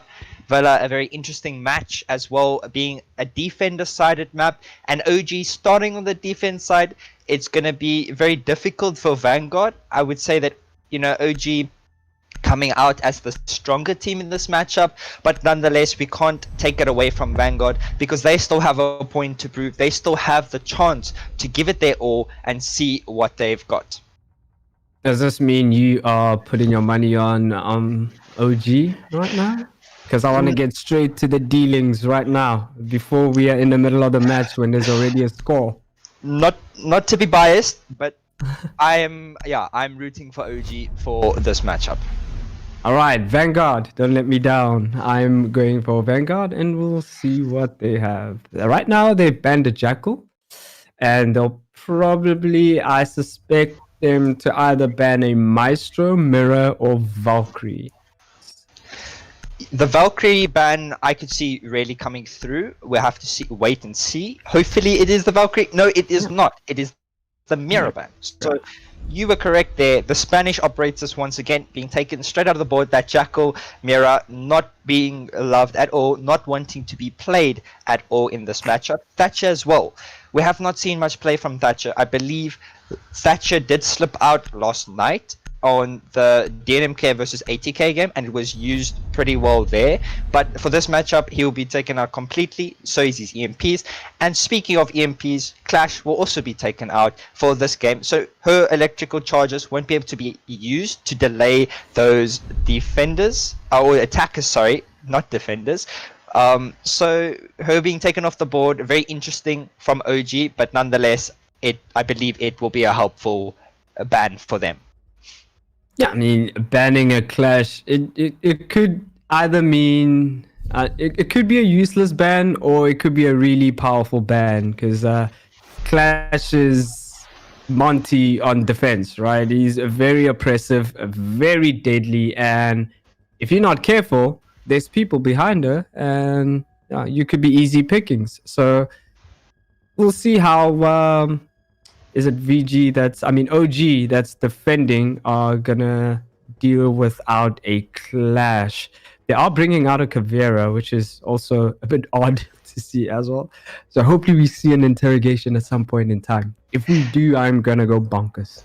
Indeed, I will as well, because that Cav being 6-pick from the Rook, maybe they made it a bit too obvious, because Rook not being a very common operator, especially for drop shot. So him taking the Cav, maybe Vanguard know about it, maybe they don't.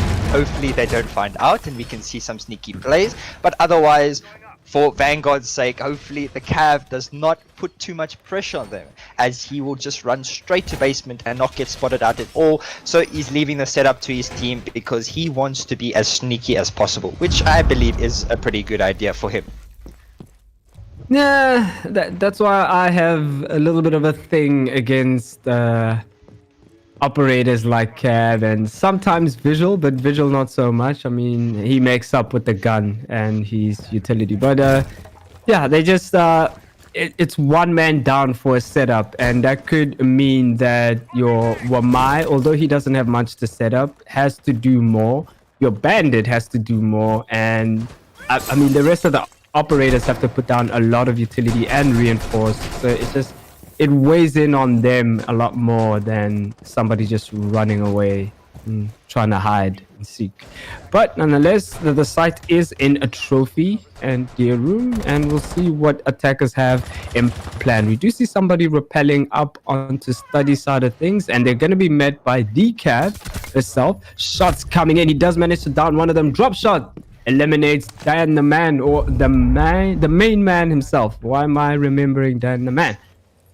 I believe it was sorry to interrupt you. I believe it was from the previous matchup last night, but Kaiko getting 2 for himself there on the round, getting a double kill, now bringing it to a 1 versus 5 as a pick there. Goes for Cannibal as well, as he got picked up by but Shallow, yeah, in a 1 versus 3, and he gets picked by that Cav, getting picked off there.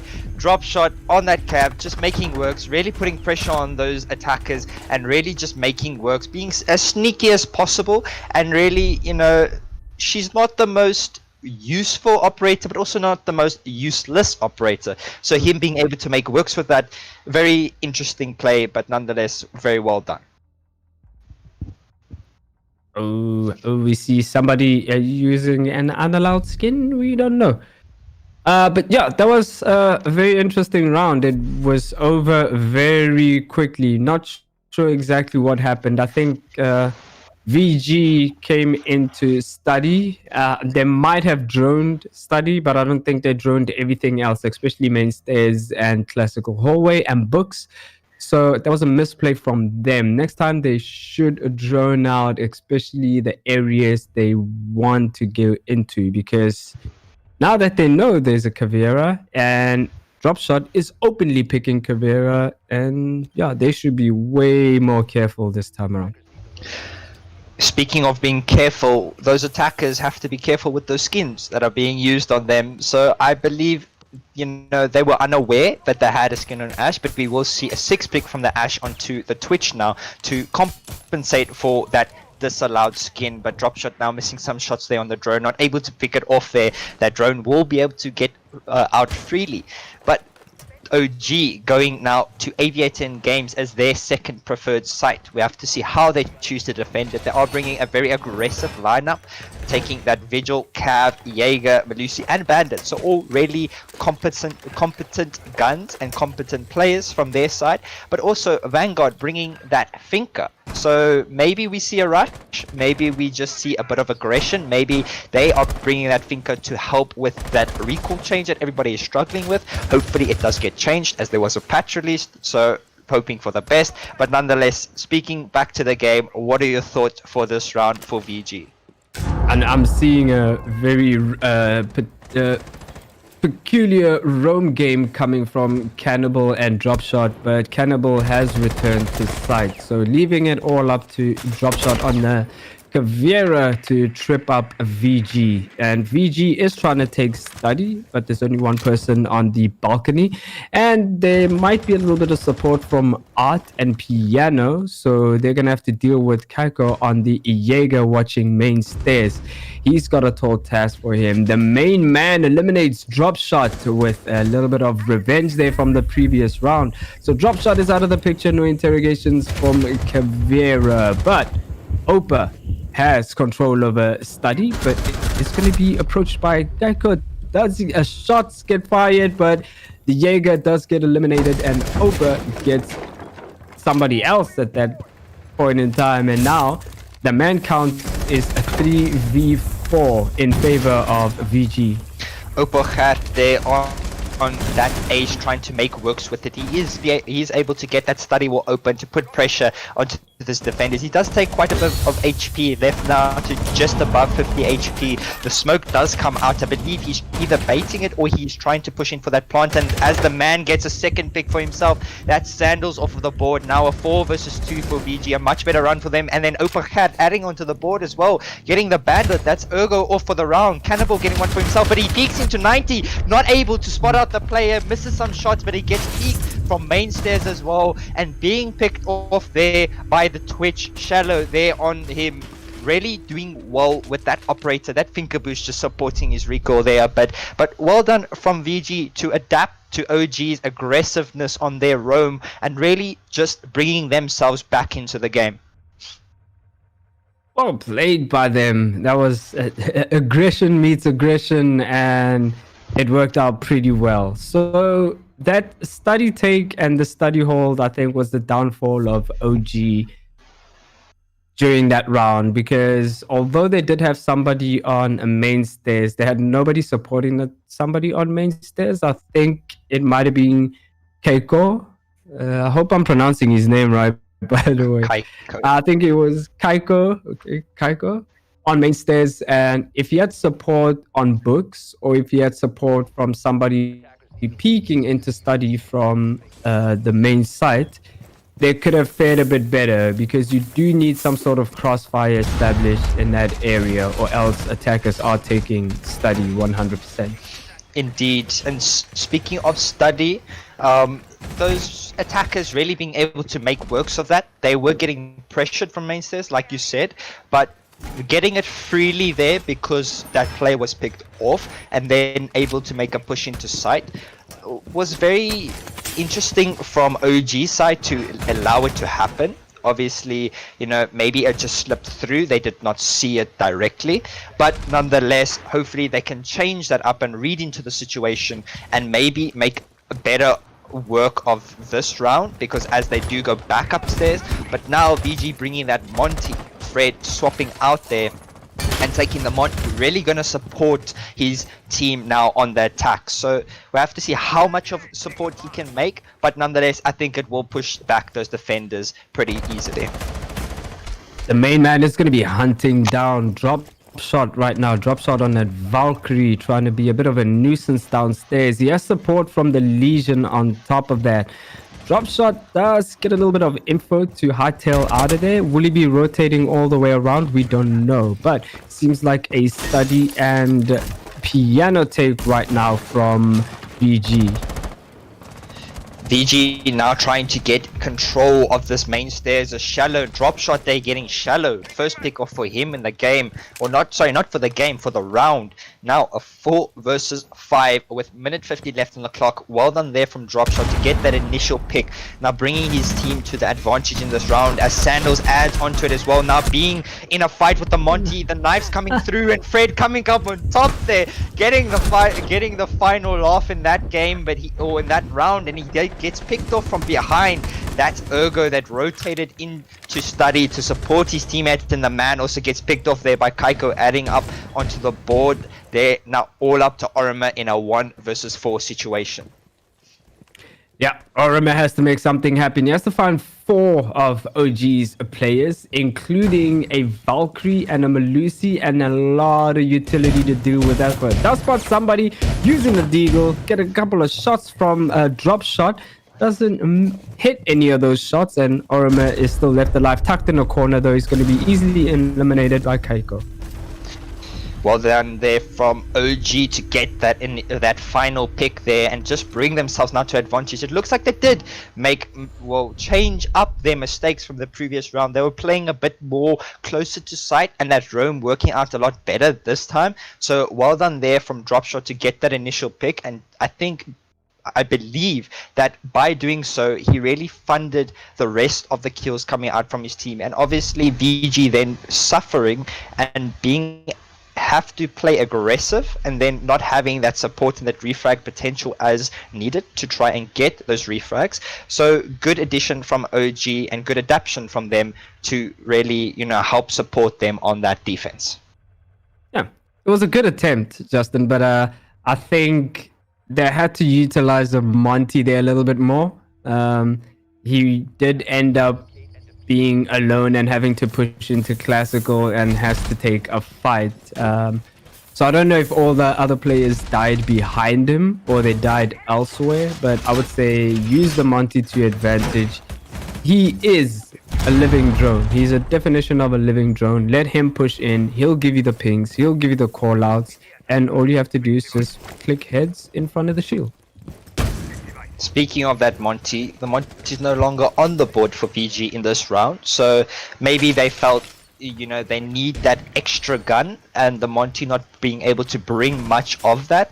I think it's a good adaptation for them. The Monty made somewhat of an impact the previous round. He did get a pick, but at what cost? Because he got refragged, so not really making much of an impact, but still a spawn peak coming out now from drop shot. He does not connect the shots there onto the Thinker, which is the main man. He will be able to walk out freely as these attackers now trying to take control of that master bedroom.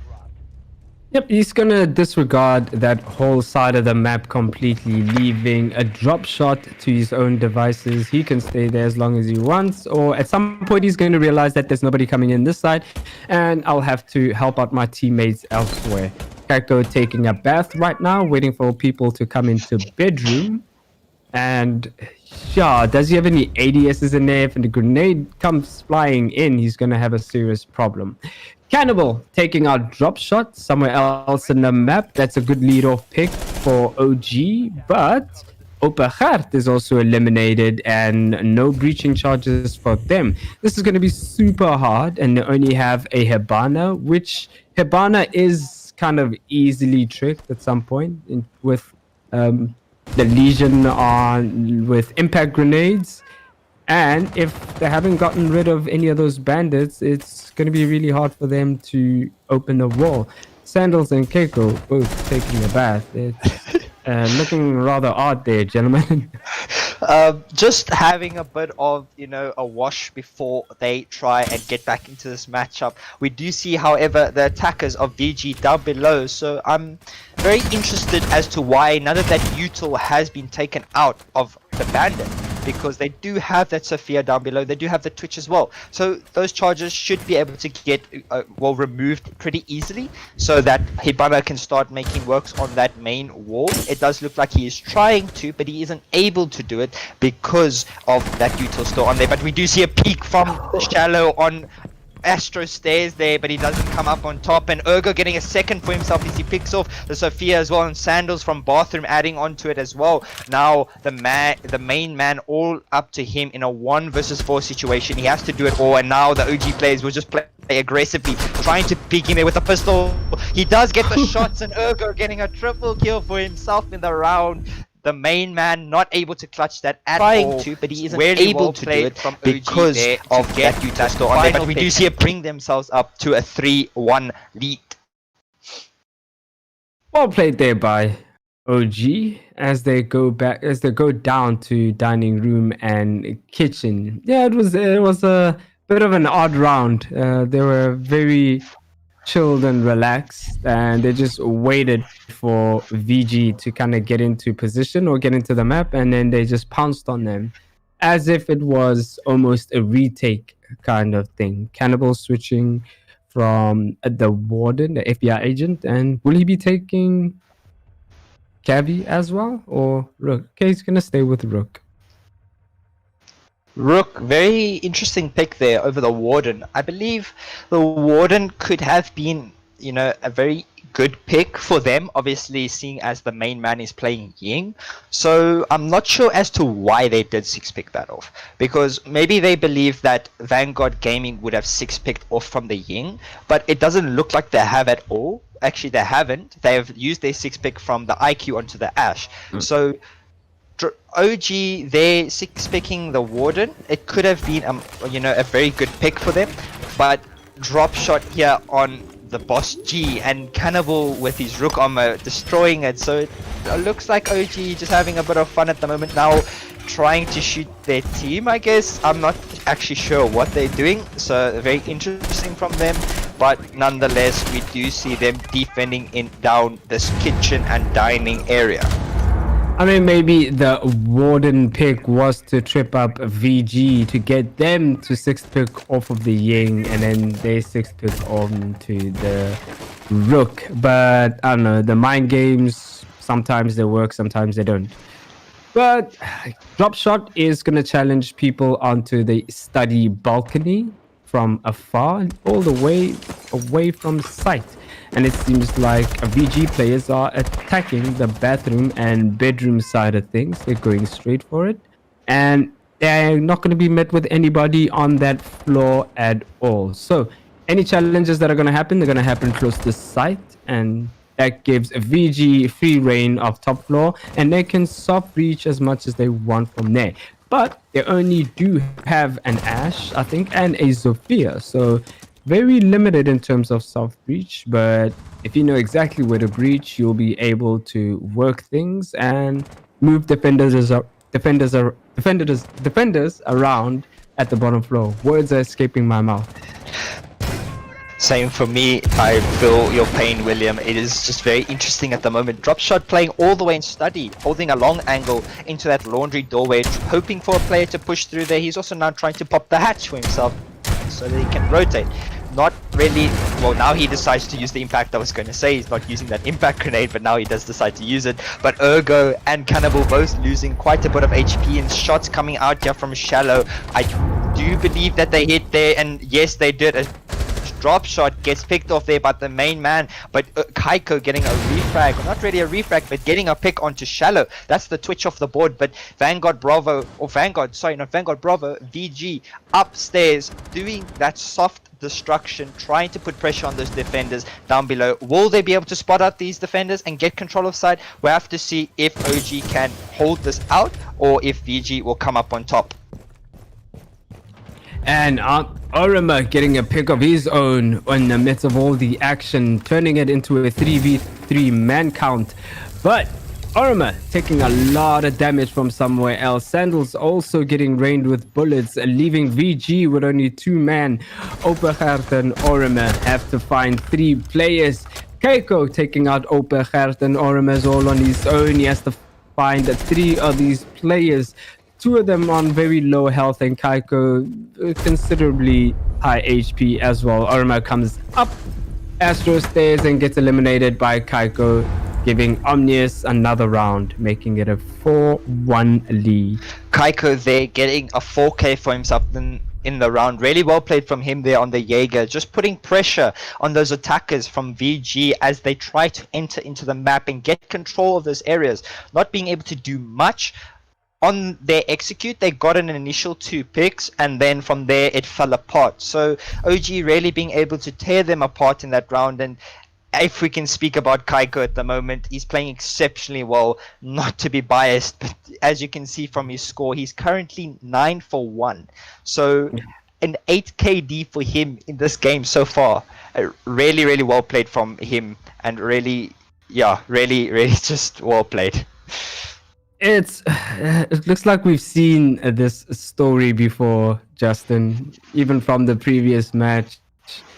One team is up 4-1, soon to be 5-1, and the other team cannot catch up on defense. I wonder if it's going to be the same story here when VG switches to defense after this. It's going to be a very interesting one, nonetheless, to say. It's going to be unpredictable as well, because Villa defense can really make an impact on, the way you play, especially in those areas where you can play aggressively, and you can also just stop the attackers from getting map control and pushing into those areas. So far OG is really taking advantage of that and really making works of it and doing well on their own to waste time, keep map control for as long as possible, and then not allowing VG to enter into sight. So that play from OG is really well played. But for VG, however, I believe that if they go to their which they will go to their defense, they'll get a bit better of an advantage, because obviously being defender sided, they will be able to play a bit better. So hopefully for their sake that they'll be able to come back in the game, or if we'll see another round of events that lead up to an uneven scoreline for the one team. I see Cannibal trying all the things you should be trying with Rook, and that is spawn peeking, and he gets hit with a bullet or two and decides to fall back, and rightfully so. Orima getting a pick on to drop shot, eliminating one of the roamers from OG. This is devastating for them because they've been relying on their roamers quite heavily on this map, but it hasn't been dictating exactly how the round goes, right? So Kaiko on the bottom, waiting for somebody to push in, possibly waiting for the Buck, but he is going to be droned out, which will alert the Buck to either make a move, and no, he doesn't. He's just going to work on the floor to move the defenders around in sight, and Kaiko is just going to stay safe tucked into library. Whether he's going to make a move or not will be up to either him or the Buck, because one has to give. So we'll see who's going to make a move between the two. Hopefully this communication gets improved here from VG, because they do have the drones, they do have the intel on the player playing down below. Yeah, that's the Jaeger, Kaiko. Will the main man be able to spot me out? He looks away, and Kaiko just complete perfect trigger finger there, getting the pick for him eventually, and then Cannibal getting one for himself, but getting refragged, and Kaiko then getting another one. That's Orima off of the board as well. Now all up to Opocher and Shallow. They're in a 2 versus 3. They have a minute 10 left on the clock, but they have to find 3 of these players of OG. Sandals here playing close on the door, study doorway, prone on the floor, and Kaiko supporting from his back, now trying to peek these angles aggressively. Will Opocher be able to pick out these players? Will he be able to spot them out as they're lying here and just be able to take advantage of this? A run out does come out there from Sandals. I believe he comes out on top there. Yes, he gets a pick for himself. That's the Ibana off the board. Now a 1 versus 3. It's all up to Shallow. He has to do it all to try and bring his team to a 4-2 split on their attacking half. Shallow, he's got the gun to do it. It is winnable. Legion only on a couple of HP left, but Ergo is ready and willing, and he's up to the task to finish it off and give another round to OG. Indeed, well played there from OG. Now taking a 5-1 split on their defense. Really well done from them, as they now have a much easier attack. I wouldn't say easy, but just they can play a bit loosely now as they go into their attacks, because they have rounds to waste. I don't know if they want to, but to be honest, at the moment they really can do whatever they please in their attacks. So if they want to try something, they can definitely try it. They have room for error. But if I was OG, I would want to finish it out right now and not give VG any opportunities. But VG on their defense, they will go to Aviator and Games as their first site. So hopefully for the defender side, it will be a much better game for VG. So let's hope for the best for their part and see how they can change up this match scoreline. Yep, and VG are in the same predicament as War X was now. You have to catch up all 5 rounds. All 4 rounds actually at this point. And what do you do at this point now? Do you play aggressive? Do you change up your style? Do you play passive? So we'll see what they have. They bought a similar lineup to what OG did. So we'll see how they shift things around on this time around. We have Opachert on the Melusi and the main man on the Legion. I suspect that he's going to be roaming around quite a bit. And Fred on the Valkyrie, with that information, is going to be holding down in classical hallway, a 90 to be exact. The attackers are going to be pushing Study. I think we have the Sophia, but no Heartbeat, which is very surprising. So they're going to be funneling into doorways right now, unless there was a soft wall. I'm not sure if it's still soft. I hope it's not soft still. It is. It seems like it is. I believe it. I don't think it is. I think it's just reinforced from the other side. Yeah, from the other side. Yeah, reinforced from the other side. But OG not bringing a hard breacher means that they're going to be playing very aggressively. They don't want to get control of those walls. They just want to peek through doorways, which is a very interesting move from them because the doorways can be held out and just put a lot of pressure on it. But speaking of that, Kaiko getting a pick for himself, and there we go, a second one. Sandals adding onto the board now, all up to a 3 versus 5 for VG. They on the defender side. They do spot out a player, but Kaiko coming out on top there, bringing it to a 2 versus 5, getting a third for himself, now picking off Shallow and spotting out the final player, but that is Sandals to get the final pick and just finishing it off there with a flawless round on OG's first attacking round. Really, really well played from them and very just all out good gun play. It seemed like it was over before it even started, right? As soon as they got control of a Study, they were all in position and they just flooded into sight. And VG had no answers to every single bullet that was headed their way. So, well played by OG and VG. You need some answers, pal. And one of the answers is a Capcan and an Echo. Not sure about the Echo part of things. Seems like OG is just going off pure gun skill and gunplay. So the Capcan, good pick. Not sure about the Echo, but we'll see how it works out. Maybe they do have a plan for it. OG now on match point, so they are trying to finish it out. It looks like it. They're not messing around. Maybe with that hard breaching situation, they are playing very aggressively on their attacks, so they are finding the weaknesses in Vanguard's defense and exploiting it to their best capabilities. So for Vanguard's defense, they have to then try and fix those mistakes that they did, as they will change up their site and go to trophy and statuary. So hopefully for them, they'll be able to really just make an impact. There are being holes made, so maybe they want to impact trick that wall or play from below and put pressure on those attackers. So, well, good adaptation from them and good defense, but we'll have to see if it will help them and keep them in this game, or if OG will be able to get this final game and take the matchup. VG should be able to read into that. Well, I mean, OG should be able to read into that as they're attacking from the bottom floor. So if they drone out kitchen, as we see one of the Ayana clones is doing right now, but doesn't seem like he spotted the holes at all. So if he doesn't relay that information to his teammates, doesn't need to at all. I actually thought it was a clone, but it wasn't. That was the real deal with real bullets, ending the main man's life on the Jaeger. The Jaeger out of the picture. Sandals eliminating Opachert. All the teammates from BG are falling like flies right now. one of the players, that Keiko on the Ayana, is downed on somewhere. It seems like it was a C4 from below. He's going to have to be picked up at some point, but it's not going to be happening anytime soon, as it's a high traffic area and he will be finished off momentarily, I believe so. But Sandals on the Ash is also eliminated, bringing it down to a 3v3 technical man count.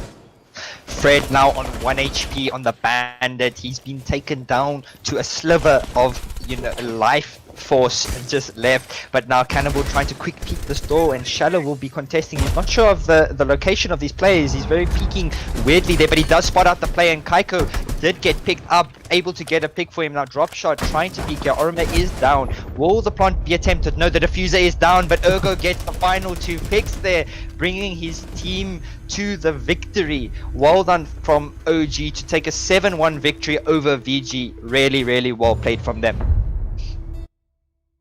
Well played by OG, taking the Villa map in very high fashion, and VG on the back foot. They have a lot to work on. So, I mean, I do believe one of the players is kind of new to the roster, so there is a lot to be worked on still. So you can't count the team out just like that. So I believe they will be back at some point, and hopefully they have a much better result at that. But OG taking that map with a 7-1 lead. Really, really well played there. But William, we have to talk about that matchup a bit. We obviously saw, OG coming out as the stronger team for the matchup, but VG, not really making much of it. We did think they had some potential to make some plays, but not being able to really, put it through. If you had to, give them some advice, what do you think, they can maybe change up and improve for their next matchup? I would say drone a little more. There was only like 2 or 3 instances I saw a couple of drones droning people out, and I don't know if it's the communication side of things or not, but there were points where somebody was droned out and nobody acted on the information. And I'm not talking about somebody being droned out like at the bottom floor somewhere and then they decide just leave them there. I'm talking about somebody being right in the other room next to where the buck was, and that person being droned out. There has to be a little bit of urgency there, because had it been a different team, a more aggressive team, that buck would have been dead somehow. Because as soon as somebody gets droned out, they eliminate the drone, they move somewhere else, and because now they know that people are in the vicinity, right? So they have to move and get rid of the situation that was droning them. So I would say for VG, drone a little more. Information flow, I'm not going to crit that because I don't know how the information flow is on your team, but relay information rather much sooner, much quicker, and with more urgency. Speaking of urgency, there is a giveaway going on at the moment on the World League Esports Twitter page. That is for the finals though, so you guys can start entering now. So please leave who you think is going to win the finals and win the tournament as a whole, the WLE 10K, who will come up on top in this tournament. You guys can leave your comments or quote tweet it and let us know.